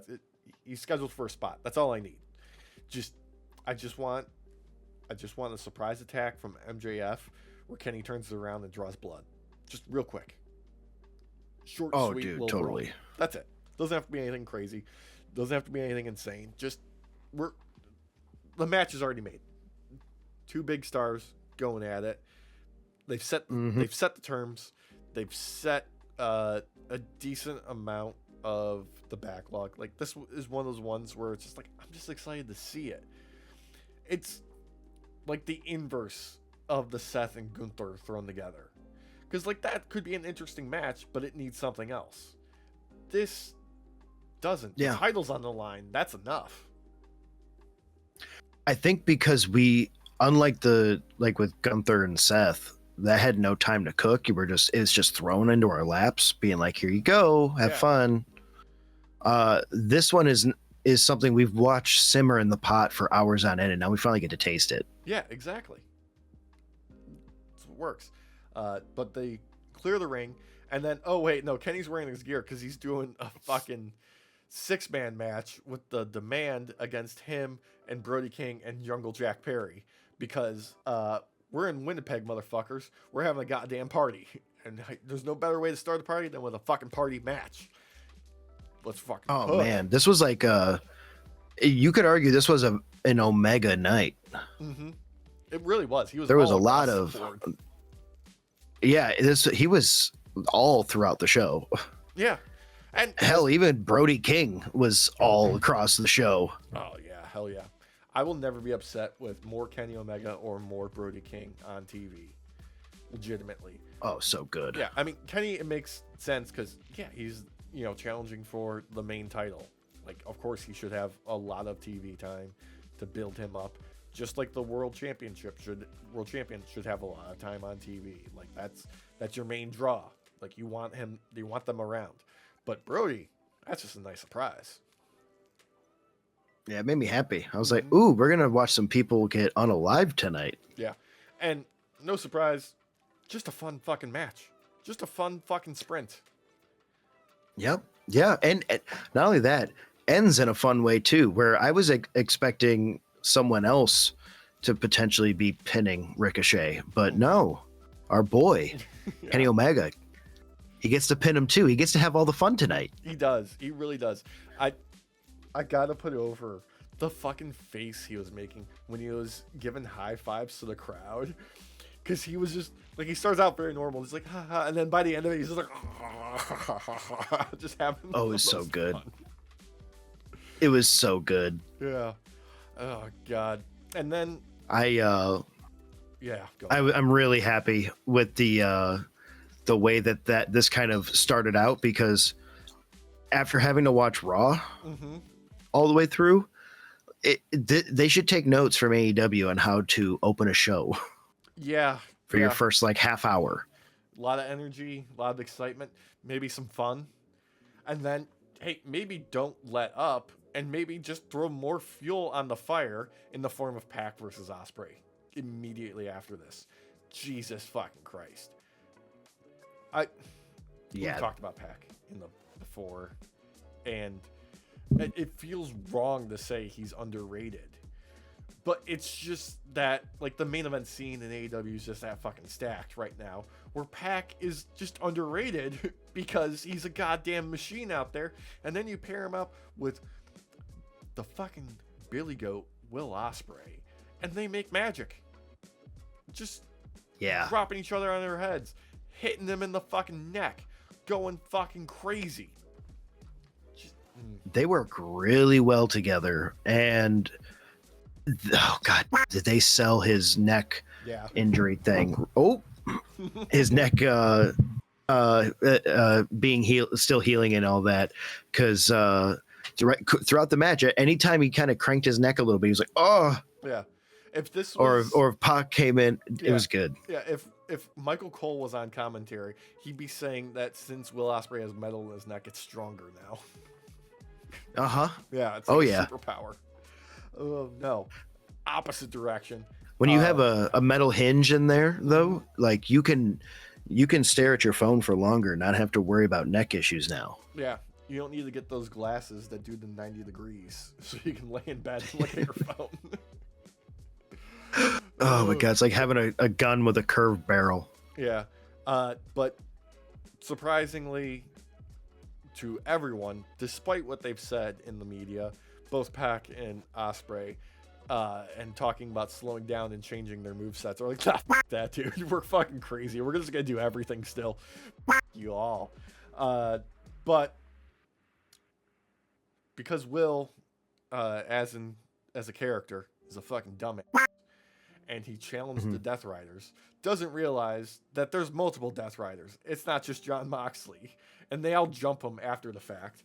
And before Claudio can stomp the out of Will trapped between the fucking chair, Moxley stops him and just little bros him so fucking hard, like a dad talking to his son, just being like, you asked for this, you dumbass. Like, go ahead, put the fork back in the socket, see what happens. You haven't learned your lesson. I love it. It's so good, dude. It reminds me of like the beginnings of Darby's rivalry with the Death Riders. Yeah. Where it was like, oh, how's he actually going to overcome all these guys? And then he starts picking them off one by one. Yeah. And but it's that early days. So you're just like, ooh, I can't wait to see how he actually does this. Dude, I just can't wait to see Claudio versus Will. That's gonna bang so fucking hard. It's gonna rule. Can it be a neck hinge v mask match? No, because Claudio takes off the mask before he even starts wrestling, unfortunately. But yeah, no, it's not about like unmasking him. It's about getting to keep it, because I would just want it. Oh yeah, it's an awesome mask. It's an awesome looking mask. Yeah. I'm just gonna smush all the Cage and Cope stuff into one thing here because it's more fun that way. Because we have Renee catching up to them backstage as they're walking around with fucking steel chairs because they're serious men now. Like, and I just love when Cope was like, Renee, really? Yeah, Cope being like, look, we're just gonna stop anyone who gets in the way of us and FTR, whoever that may be. And Christian takes that as a signal to be like, oh, Renee's in the way. Let me fucking take her out. He goes, no, dude, stop. Fucking stop. What's wrong with you? The dude. But oh my god. I loved the playfulness of their segments here. Because it's still got that little bit of Cope takes himself too seriously. But because Christian's paired with him now, they're taking the piss a little bit. And that's more of what I want from these two. Because they're so fucking good at it. Because later on, we catch up to them, making their way through backstage, and they find FTR's dressing room. But Rocky Romero and Trent Beretta are there instead because they're like, no, they're on Collision. They're going to be here tomorrow. So they decide, all right, fine. Well, you guys are fucking here anyway, and we've got these chairs. We got to beat up somebody with them. And just lay the weight. It was basically like, it doesn't matter who's behind this door. Yeah. Whoever's back here, we're just beating them up. Yeah. Oh god, so freaking funny. I like lighthearted Cope and Christian. Like, it's just what it is. They're more fun as just being goofy fucking pricks. It really is simple as that. Yeah. It very much gives me the Kung Fu Hustle vibe, where it's like there's seriousness there. Yeah. But there's a lot of jokes. And that's it really works for them. I don't want, like, it's fun to do the like nostalgia like Brood act where they pretend to be vampires and dump blood on people. That's fun. That can be silly and still like played serious and straight and still be fun. I don't like when they get like super ultra, we're gonna be hardcore and gritty. I'm kind of bored of that. I want them to have more fun with it, really, because it's more entertaining when they're not so stupid fucking serious. And the vein isn't popping out of fucking Cope's forehead every 5 seconds. Well, I think that's part of what makes this kind of work a little bit is the straight man energy of him just being an asshole all the time. Yeah. Like, and it works really well. It works really well. Like his character's not trying to be funny necessarily, but it's still funny. Yeah. Oh yeah. It's still funny. Following that, though, we had Brawling Birds teaming up with Mina Shirakawa, taking on Triangle of Madness, Tekla, Sky Blue, and Julia Hart. It's good. You know, could have been better, could have been worse, but you know, they got out there and they just, you know, they did their time. They did what they were supposed to do. Could it have been tighter? Sure, but I'm not going to complain about the Brawling Birds or Mina Shirakawa or Tekla or any of the Triangle of Madness getting more TV time. I'm really not. Like, I want more of it, actually. I like that they're actually still moving forward with the storyline they came up with. They just replaced fucking Timeless Tony Storm with Mina Shirakawa. While building a mystery about what happened to Tony Storm. Exactly. Like, they care about storytelling. Do they always get it right? No. But they try. They do try. I can't remember at what point of the show it was, but there was a little thing with Kenny and Speedball. Was that right after the contract signing? I think so, yeah. Yeah. But basically, this is just setting up the potential for, Kenny beating MJF and having a challenger waiting in the wings in the form of Speedball, which then sets up the main event, which is Speedball versus MJF in a eliminator match, basically. So he gets, first draw of whoever wins at Dynasty. Love that being, like, the seed of doubt is planted. Like, more than it was before, because it's Kenny. Like, I'm always going to fucking root for Kenny, regardless of who he's facing. Even when it's MJF, and he's doing fantastic work right now. I'm always going to root for Kenny, because I fucking love Kenny Omega. I'm sorry, I'm a mark for Kenny Omega. I'm not going to apologize for that. F*** off. But, main event is MJF and Speedball, and Jesus fucking Christ. Dude. Here's the deal. I love this so much. I want to heal Speedball so he can lean into those heavy fucking hits even harder. Because right now, like, he's doing the good shit. I want him reckless with him. Only if he basically does what MJF was doing and just beats a Canadian and makes that part of the gimmick. Dude, MJF leaning into asshole ultra patriotic American right now in this environment just shows you how fucking committed he is to being a heel. Because that's a fucking hard thing to ask of somebody right now. Well, did you see the picture he put out, like, either that afternoon or the day prior of him on the horse? Yeah. Shirtless with a cowboy hat? Yeah. He looked like Putin, but in better shape. Yeah, much better shape. Jesus. He was like, and I'm heading to that shithole country, Canada. Yeah. Oh my God. I'm glad he's not sticking to that, because when he did this gimmick, the hyper nationalist, it really didn't work. No. At least not for me.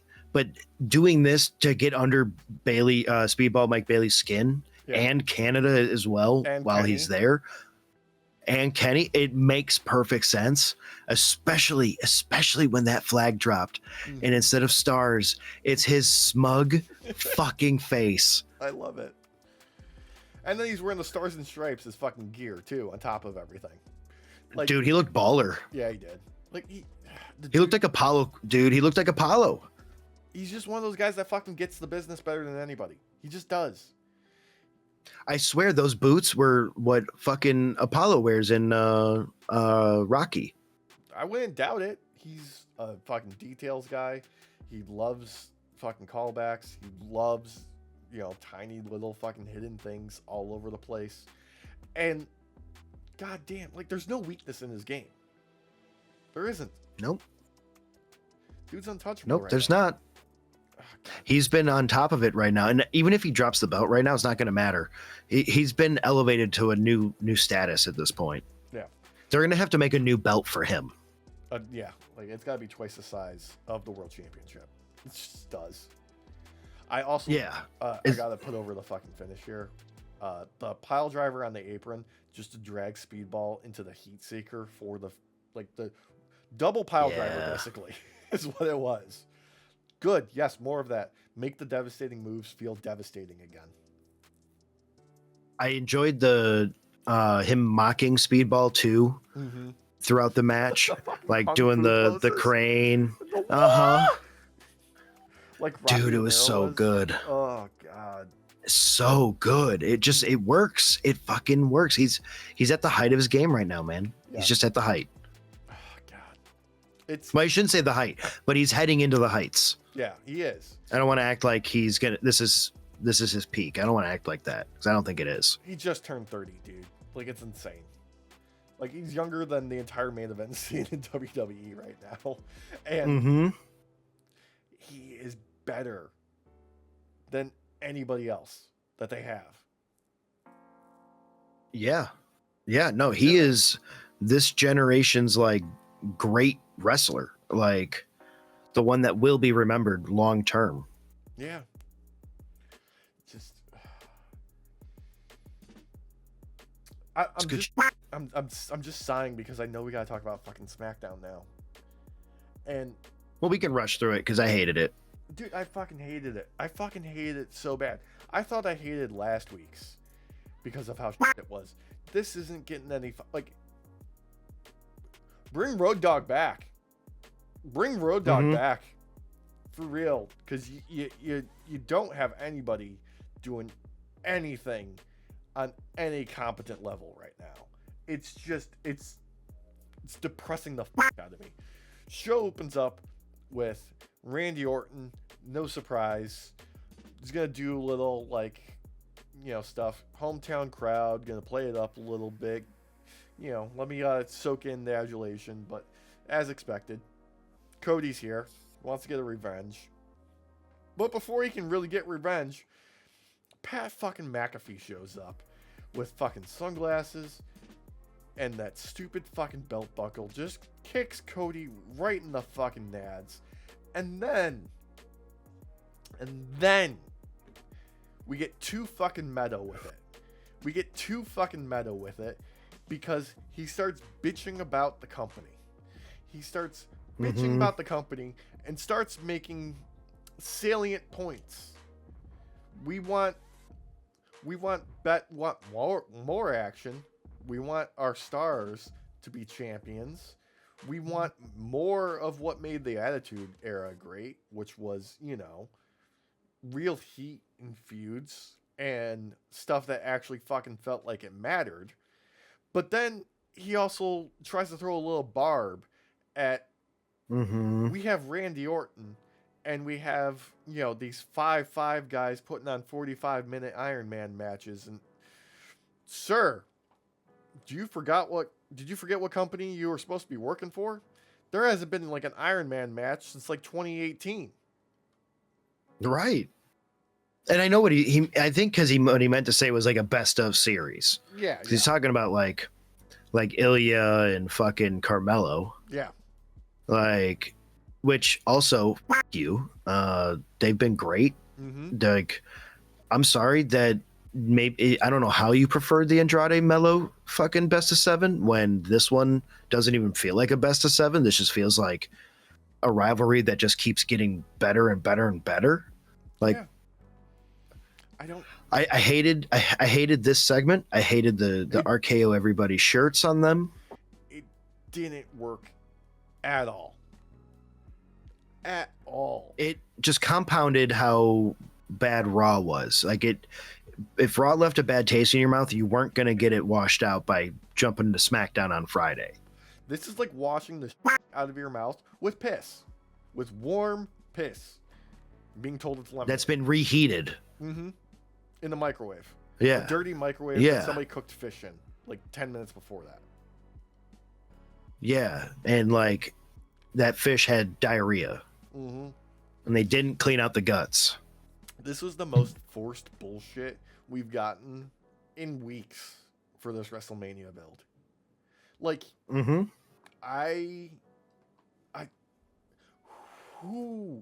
whose grand idea was it? And I know it's been reported that it was probably Ari and TKO, you know, pulling the fucking emergency levers on everything because they've only sold like 80% of the tickets for WrestleMania that they did last year at the same time. But your course correction from Jelly Roll being involved with this was to turn Pat McAfee heel and then spout out some fucking nonsense. That was your big idea? You had a good thing fucking going with the contract signing where Randy turned heel immediately on a dime and beat the piss out of fucking Cody Rhodes and covered him in his own fucking blood. And then you have 20 years of history between these two characters that we're just throwing out the fucking window for fucking Jelly Roll and Pat McAfee. Especially after Pat McAfee was like, yeah, I'm kind of done being on WWE TV right now. Yeah. I'm kind of moved on beyond that, because I feel like that was a real answer. Then they had to pivot. Since the show with, if Randy Orton loses at WrestleMania, he will never be involved with any wrestling promotion whatsoever after. If Randy loses. Well, okay, as much as I might want Randy to take the belt off of Cody, I want Cody to win. I don't think. Yeah, like sorry. Now, you bet? You want to make a bet? Like, I bet you leave. Yeah, let's do it. Let's check Polymarket. Oh God. It'll be right there next to which school is the U.S. gonna bomb in Iran next. I thought you were gonna say what school is gonna have a mass shooting incident in the U.S. The odds are that's too easy. The game is which school now, Alex? Yeah. God. You gotta get hyper specific. You gotta get hyper specific. Yeah, you can't just get the county or the district. Oh my God, do you think there's insider trading with that, where people are like, all right, we're gonna bully fucking Johnson here until he does a school shooting, and we're gonna bet on it. Put that fucking idea in somebody's head, because now that's gonna be a possibility. We're gonna get subpoenaed for that. Oh God, Derek. I'm gonna have to give a fucking deposition. I hate giving depositions. They suck. I hate it too. They're forever. You're re-answering the same question over and over because they're trying to trip you up. It's like, bro, I lived it. Why would I change my answer? I was told not to lie. It's like, dude, this happened 6 years ago. I don't fucking remember. I just don't. Oh God, yeah. That's the other part of it, is by the time you actually get to go to trial, you're like geriatric. It sucks. Speaking of sucking, we got Rhea facing off against Mi Chin in just the most whatever fucking thing. All this did was make me want to see this match less between Rhea and Jade. Mm-hmm. That's all this did. Yeah. I will say Michin took some pretty good bumps in this match. So did B-Fab. Yeah. That's about the Jade looked like Pikachu, kinda. Yeah, kind of like Big Bird. That was super yellow. Yeah. Big Bird's even better. Yeah. This didn't need to happen. No. I'm already not sold on this match, and you keep making it worse. Actively making it worse. Like, I don't know what the is in the water right now, but it's all over the board of just like, here, we've got an idea for something that we're not going to give a lot of attention to, and that's going to be the better stuff. All the stuff that we're trying with and putting a lot of effort in is all of the worst stuff. Mm-hmm. I think part of it's because they've had to pivot so much now. They're in a free fall. They're just spiraling, like they tilted and now they can't get back. So I don't know. I feel like if they were smart about it, they would have just stripped the belt off of Jade like 3 to 4 months ago. Yeah. Like the second, like even if it ended up being on Rhea, whatever. Yeah. Like the second you found out that like Bianca's not going to be WrestleMania ready on time with her unfortunately, broken finger, that pull the ripcord then. Do it then. Find other plans. Yep. Because you got nothing else. Or find someone who can wrestle against her that is willing to put up with some of that stuff. Yeah. Like, I don't know. Like, here's the thing I don't fucking get. Like, is it just a sunk cost with Jade at this point? Because it's been years and she hasn't gotten better.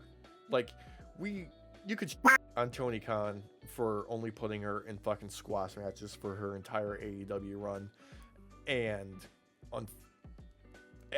like just not doing really anything else with her. But WWE laid out that like, no, we brought her on, we're putting her into training to make her like an actual wrestler, and then she gets actively worse. Like, she's gotten worse at promos, she's gotten no progress in the ring. All she's got is the look now at this point. Like, she's got nothing to work with almost at this point. We're talking bare bones here. And like, she's not even well regarded in the locker room because apparently she's been making enemies left and right without Naomi and Bianca around. Yeah, that's what I was going to say is she doesn't have Naomi and Bianca to help kind of smooth things over and help kind of ease everybody into being used to her being part of the locker room. These issues, though, are the same issues that happened in AEW, though. She had a not so stellar reputation behind the scenes, not so stellar reputation in the ring. Yeah. And it got to the point where Tony stopped booking her. Yeah. And then she, and we see why now. I'm a Jade fan, you know that. Like, yeah. I feel like when you utilize her correctly, she is amazing. But it's one of those things where she's very niche. She can't go outside of her comfort zone very easily. So you need to just stay in it and just fucking go. As much as we, could shit on Tony Khan for not utilizing her well or whatever the fucking story was back in the day, he was actually very smart. Have her go out there, pump kick Jaded, retain her title, squash match. And it was much better. It was much better for her as a character. It's just like how we were saying, you have to treat her like Goldberg. Yeah. You have to. That's her niche. Yeah, it's a shame, but it is what it is. And unfortunately, it wasn't a good night for anybody involved. Speaking of not a good night for anybody involved, Alex. Oh, yeah. Tama Tonga has some harsh words for Solo ahead of this upcoming match because they're fighting over a fucking lantern with Uncle Howdy. And I want some clarification here because I'm pretty sure this match was announced at the beginning of the show. But they played it up in this segment before the match like Solo was the one who was supposed to have the match with Uncle Howdy and not Tama Tonga as it was announced earlier in the show. Yep. What the f***, bro? Honestly, I think that was just creative, not paying attention what the f*** they're doing. It's fucking, I don't fucking care. Like, obviously, Solo's going to go out there and make his goons go out there and do everything. Yeah. Sure. You're not selling it that way, though. You're selling it like he's like a fucking boss and he wants to do it himself.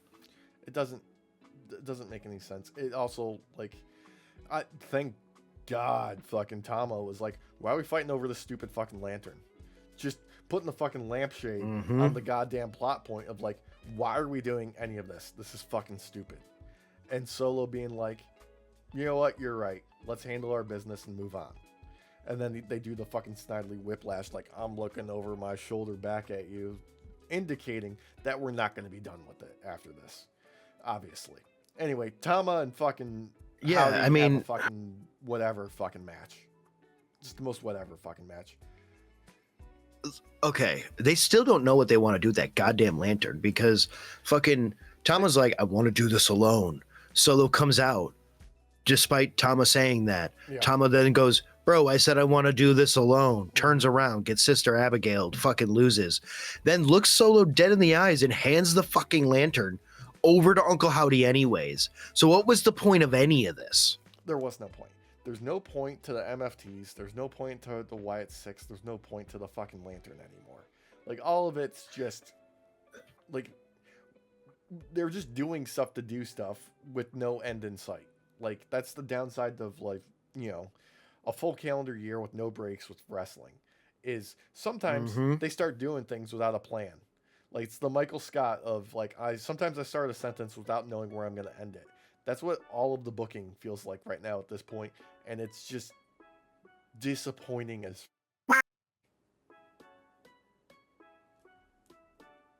You all right over there? Sorry, I muted myself for a second. Yeah, no, sorry, I muted myself for a second. Papa's doing a little crying thing. I think she wants a ball or something. Oh, okay. I thought we were about to have some like breaking news or something. No. I think it's so stupid because like you have ghost busting pandas, right? Mm-hmm. Like I understand pandas are not the most like go-getter type of attitudes. Like they're very lazy. But you have gold here with fucking ghost busting pandas. Lean into it. Yep. Just where's the rest of the Wyatt Six also? What were they doing? Mm-hmm. You know Solo's going to have the rest of the MFTs nearby. Where are the rest of the Wyatt Six? They haven't even cut one of their shitty little pre-tape promos that are, you know, cryptic for no reason in a while. Yeah. I just don't get it. Like, they want to be taken seriously as a company, like as the pivotal point for wrestling and like the top tier. But they put no fucking effort into even like the smaller scale storylines like these, where you don't need to be as grandiose like a Roman Reigns storyline or a Cody Rhodes storyline. You've proven it to yourselves with Danhausen that you can lean into the supernatural gimmick in fun ways by just doing simple cuts or simple turnaways and stuff. Zero budget things. If Sven Gulli can keep me entertained, y'all should be able to fucking do it too. Yeah. Anyway, after that, we got Sami Zayn being excited because he's U.S. champion now. He gets his WrestleMania spot. And Nick Aldis talks him up. He's like, yeah, I'm going to get you, your pyro, and you're going to do a little celebration and all that stuff. No, that Trick Williams is here, and so is Lil Yachty, his new hype man. And they're going to steal Sammy's fucking pyro. Yeah. That's what this was. That's what this was. And then we have Mello wrestling Sammy. In fine, whatever. Like, this match didn't need to fucking happen, though. Like, this match did not need to happen to set up a triple threat at Mania between Mello, Trick, and Sami Zayn. This was just because, hey, Lil Yachty's in town. We need a reason to get him on screen. That's it. I know. And I hate it because it's just like what's the point of bringing Lil Yachty out here? Like, it was so bro's just a Trick Williams had somebody to bounce all of his ginger jokes off of. But I bring IShowSpeeds out for that. He's funny. Yeah. But he also probably would have been like, bro, he's a ginger. You can't do that. He was born that way. Like, yeah, bro, stop. Ease up on the gingerbread, the ginger ale, the ginger beer. Like, just. Did I tell you about the things that I learned while I was in China? Here's all the ginger items that they had for sale at the 7-Eleven. I found. Okay. They put ginger in everything. Look. Sami Zayn's on the cover of all of them. Yeah. We still got a little bit of time before Mania. And I don't hate the idea of the match. That's it. But they're actively making me like, okay, now I don't care. Mm-hmm. You played around too much instead of just setting me up for wanting this match. It just is.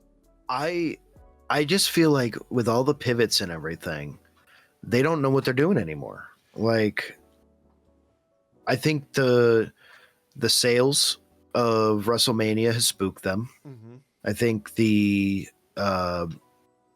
illegal and unjustified war with Iran right now has them extremely spooked too, because of a lot of money that is coming their way from Saudi Arabia. Yeah. And I think we're seeing a company that for the first time in a while is scared. It definitely feels that way, especially with, everything with TKO and ESPN and them not having the best rollout with their whole like streaming platform stuff, and it just not being quite worth the price point and alienating some of the audience with everything else that they're doing and jacking up the prices and not seeing a return on it and just making stupid decision after stupid decision is kind of all on them. Like, really. Mm-hmm. It really is. Yeah. this type of vulture capitalism would have worked 6-7 years ago. Not well. No, but they would have made money compared to what they're making now. Yeah. Yeah. They were stupid about it and started doing a vulture capitalism as all the prices of everything goes up. Yeah. Let's raise our prices when people are having more trouble finding time and energy in order to do things like go to a wrestling show, because they're spending all of their time working for a couple extra bucks so they can afford to fucking eat. Oh yeah, but if you're conservative representative fucking Lewis, just go out there and say, hey, why don't you just get a second job? Yeah, because the job market's so good right now too. One of the most abysmal job markets since fucking the lead up to the fucking depression. Yeah. Speaking of depressing, Matt Cardona has a little run-in with Aleister Black earlier in the night, and they have a fucking match that doesn't mean fucking. Alex, can you tell me, did Matt Cardona help Aleister Black get over his allergic reaction to being pinned?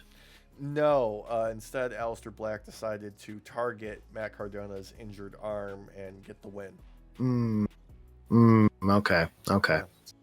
Yeah, that's the entire match, actually. That was it. That was it.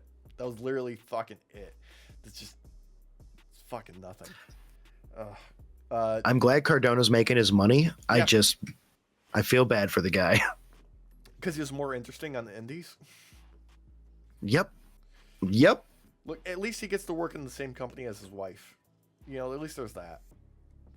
Right? That's a good point. Yeah, there is an upside to it, but I feel like the man made a better name for himself, like, in spite of WWE. Yeah. That's what happens. Speaking of things happening, Bayley and Lyra have a match against Alexa Bliss and Charlotte. And, okay. It happened. It happened. It happened, and then the Irresistible Forces showed up and just kind of smashed everybody after the match for whatever reason. Yep. Which was honestly the more fun part of the match in some ways, just because got to watch the people get beat up. But I don't know. There was no, because of what happened on Raw, I had no reason to care about this match. Like, why didn't you throw fists at them on Monday when they interrupted your match and cost you the titles? Like, why'd we wait the rest of the week to have a match? Like, why didn't you just brawl right then and there? They fucked you over. What's happening? Why I couldn't care about it. I'm like, what the fuck are we even doing here? I feel like with how little time they allow for actual wrestling to happen on WWE programming nowadays, like, you could have given us this and we would have been sold on it had you did the legwork. Like, just even the littlest bit. Just the littlest bit. There is more legwork right now with R-Truth spending Nick Aldis's and WWE's money to rebuild the Judgment Day Clubhouse. God fucking it. You're not wrong on that. Yeah. Him, fucking Johnny Gargano, and Candice LeRae. Yeah. I mean, God. Oh, God. That fucking NXT bit with Johnny Gargano getting the win by falling on top of somebody is the most dead-brained fucking I've seen in so goddamn long. Oh, God. Also, there was... like halfway decent Drew McIntyre and Jacob Fatu video promos during the show, talking back and forth at each other. It was okay. It's just, all pre-taped, so it's fine. After they both fell off of building last week, I kind of expected them to take a little bit of a break, but we can't do that because it's WrestleMania season, and whatever. We're gonna hopefully write Drew off at WrestleMania so he can go film Highlander. Yeah, I was waiting for an other guy's moment to happen when they fell off the building. I was waiting for us to find out, oh, yeah. And then we would end up getting two new people to fucking wrestle in their spot.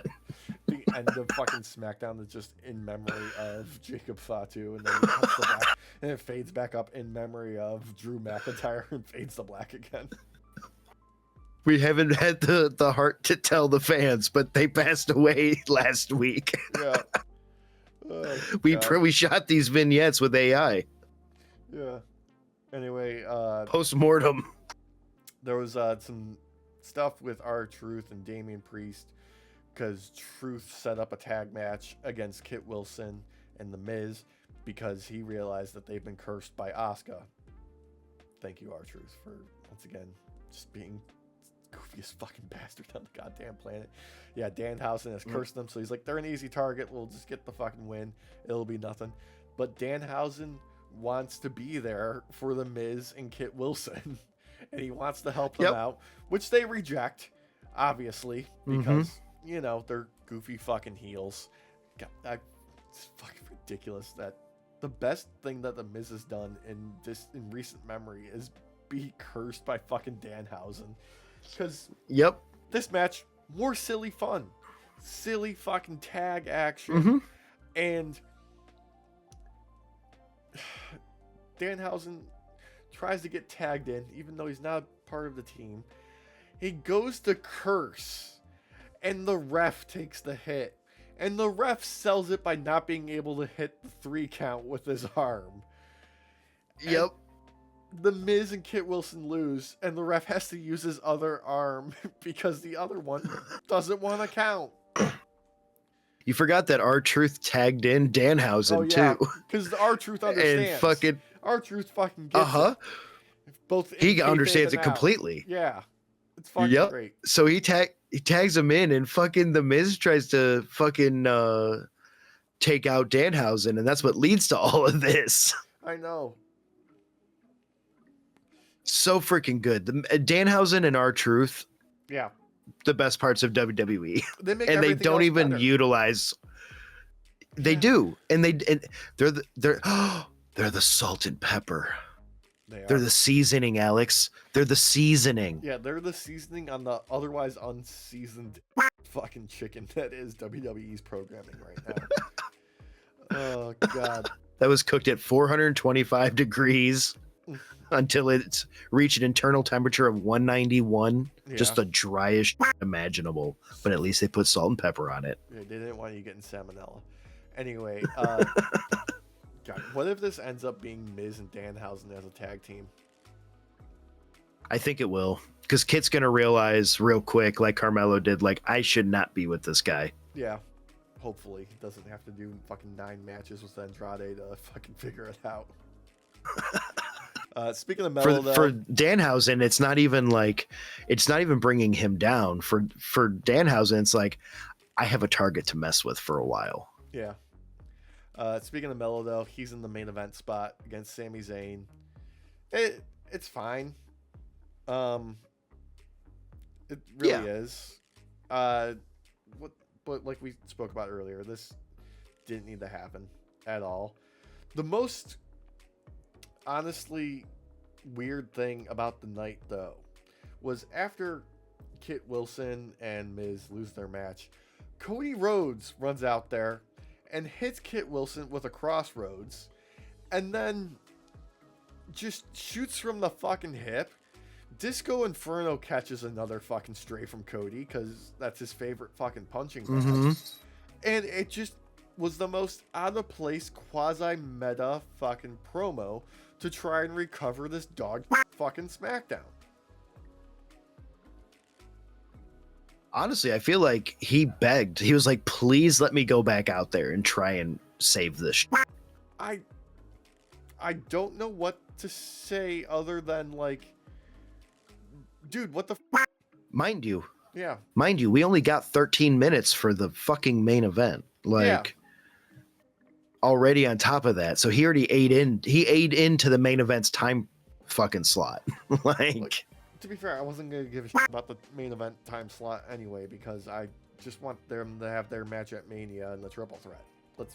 I'm being honest here. Like, there wasn't anything on this show that I would have been like, oh, that's your obvious main event that's going to fucking bang, that they advertised ahead of time.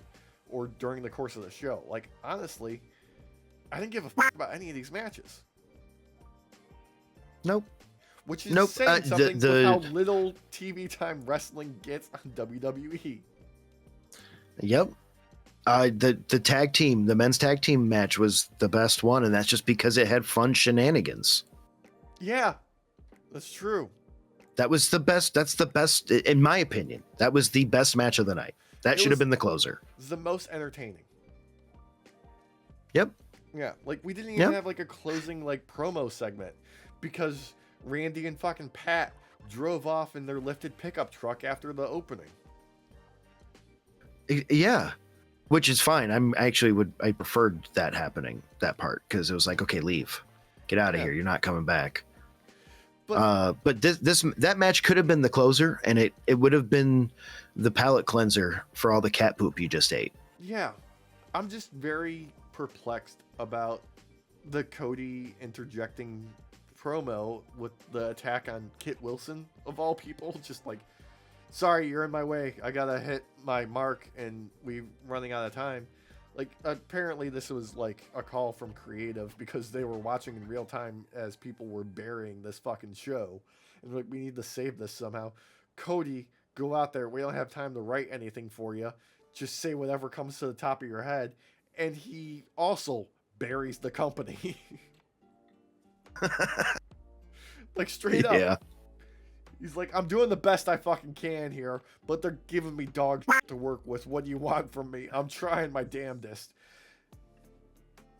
Oh my God. Like, y'all already like fucking messed up my best friend becoming heel against me. Yeah. Like, come on. Like, I don't know. Yeah. I feel like normally we get at this time frame, we get very watered down storytelling and very watered down matches and stuff. Sure. Like, that just happens in the lead up for the most part, because you just need to get to WrestleMania. But God, they're dragging a dead body with them this time. Like, it feels like hot shot booking at this point, just like pulling every ripcord they have. Because we already had, okay, we did the title change on back to Cody. We had Drew be a transitional champion back to Cody to generate some interest. That didn't work.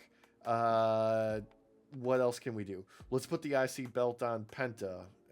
That's interesting and he deserves it. Cool. Women's tag, let's just hot shot the title around there. Nothing really happening there. Men's tags, let's put it on the Vision before WrestleMania. Okay, maybe that's it. Sammy also gets a title for some reason, even though it's not the title anybody really wants him to have. We want him contending for the world title, so he can at least check that box. What else do people want? Brock Lesnar and Femi? Yeah, why not? I don't know what else can we do, guys. Ladder match? Yeah. Gunther in a Canadian tuxedo? Yes. Yeah, why not? We don't have anything else for him to do, and we got nothing for Seth because we kind of fucked that chicken. It wasn't even halfway across the road. No. I'm so perplexed about this. Like, it feels like maybe this week they're gonna be like, surprise, Final Boss Rock is here. He's got to promote the live action Moana movie, so he's here to save us. Because they did that when the Elimination Chamber tickets weren't selling WrestleMania tickets in time last year. It feels like that's the last remaining break glass, because so far Stone Cold ain't picking up the phone because they haven't backed up enough money. Yeah, well, remember last year when we were all like, oh, we're going to see Stone Cold? And he was like, they didn't pay me enough or be willing to pay me enough to do that.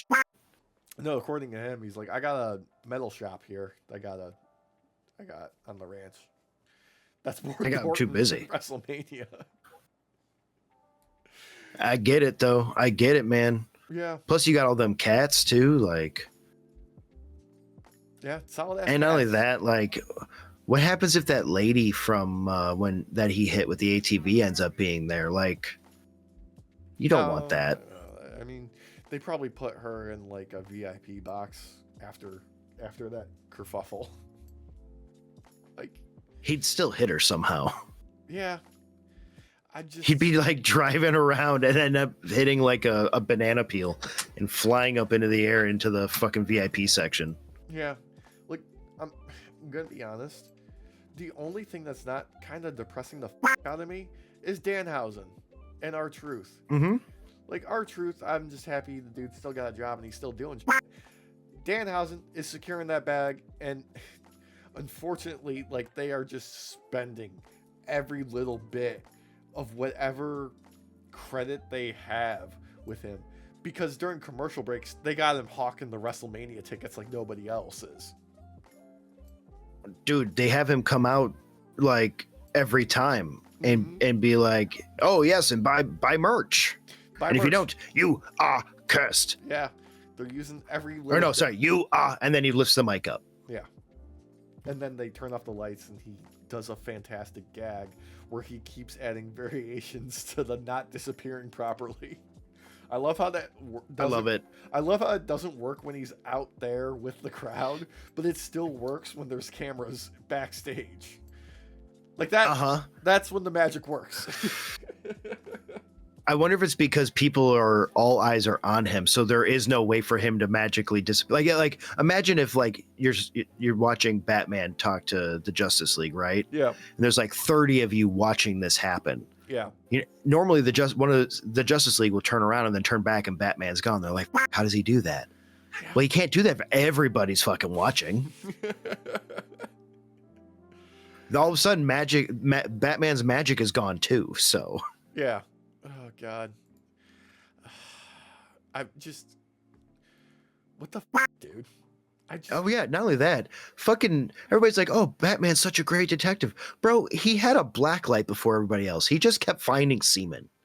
Look, it's not hard to be a detective in Gotham City, where anytime somebody starts committing crimes, they start deciding that they need a gimmick.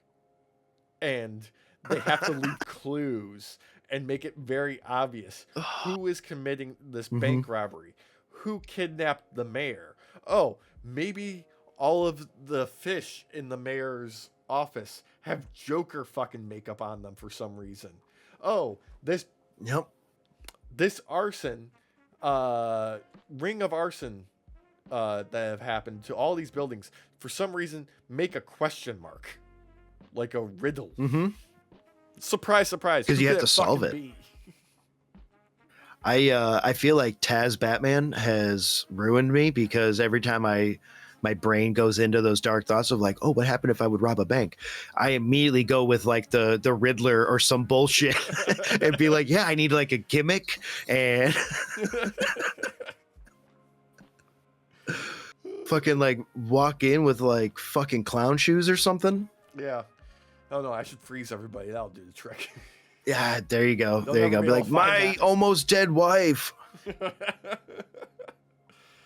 I won't let her die, but she's already basically dead.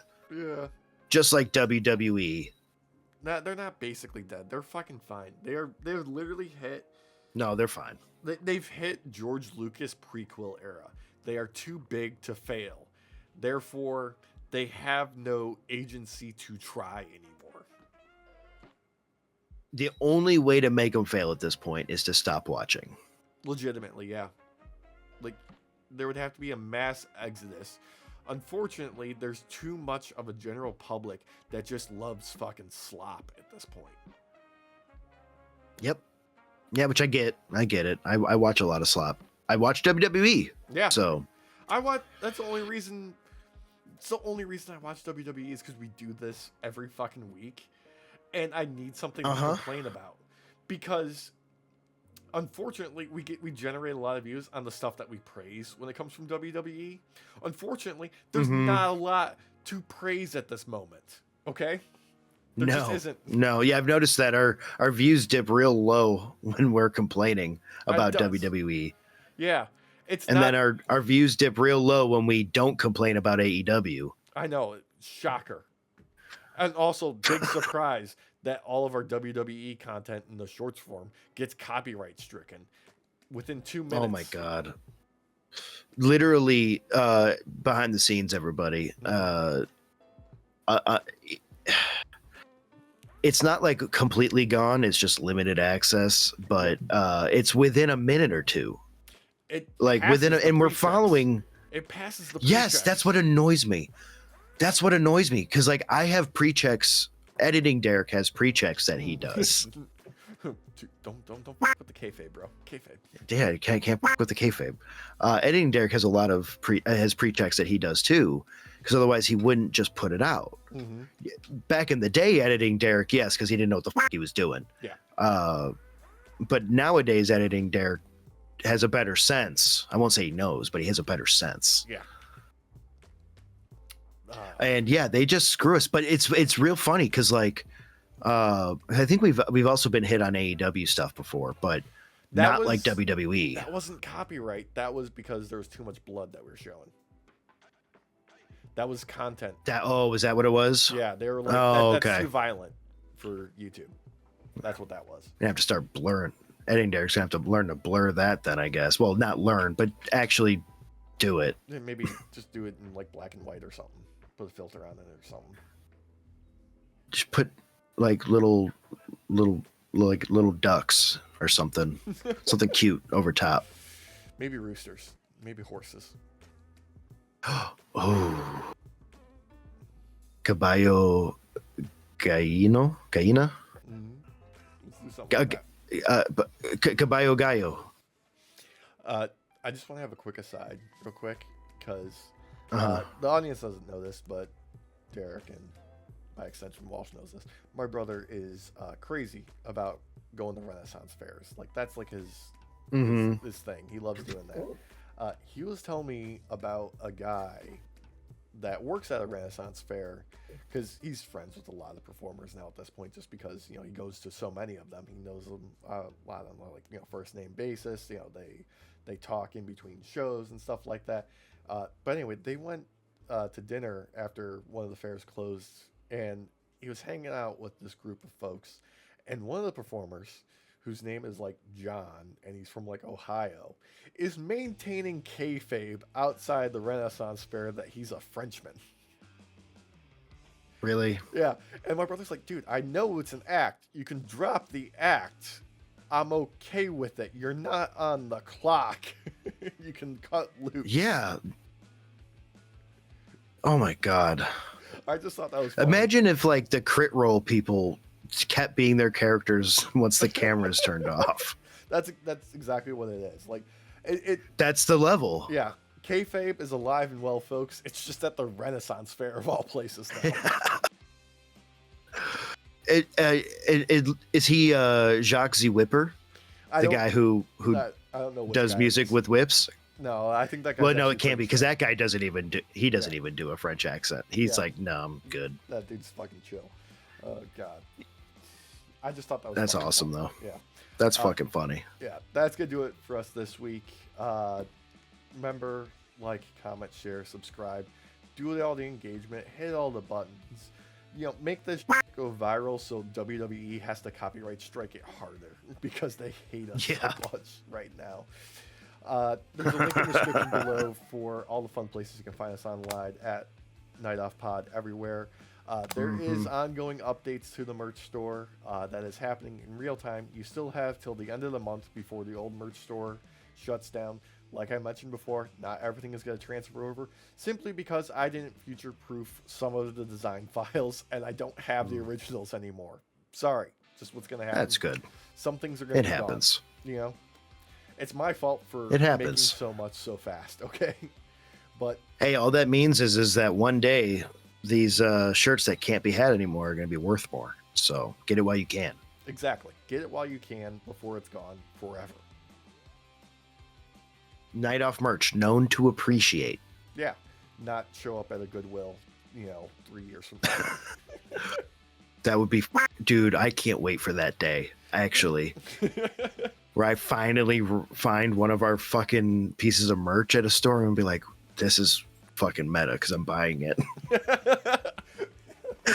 And it's more expensive than you could get it directly from us.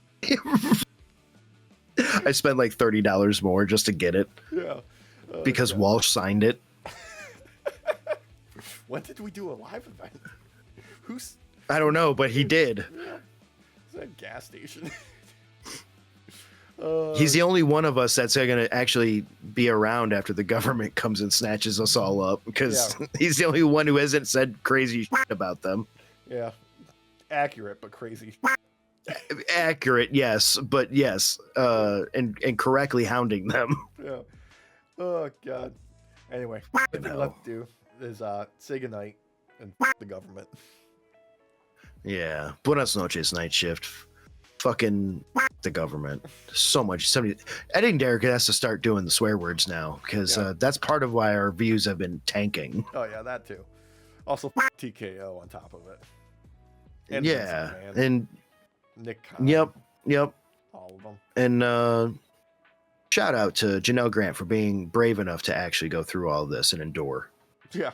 Shout out to our legal team for timing this so correctly.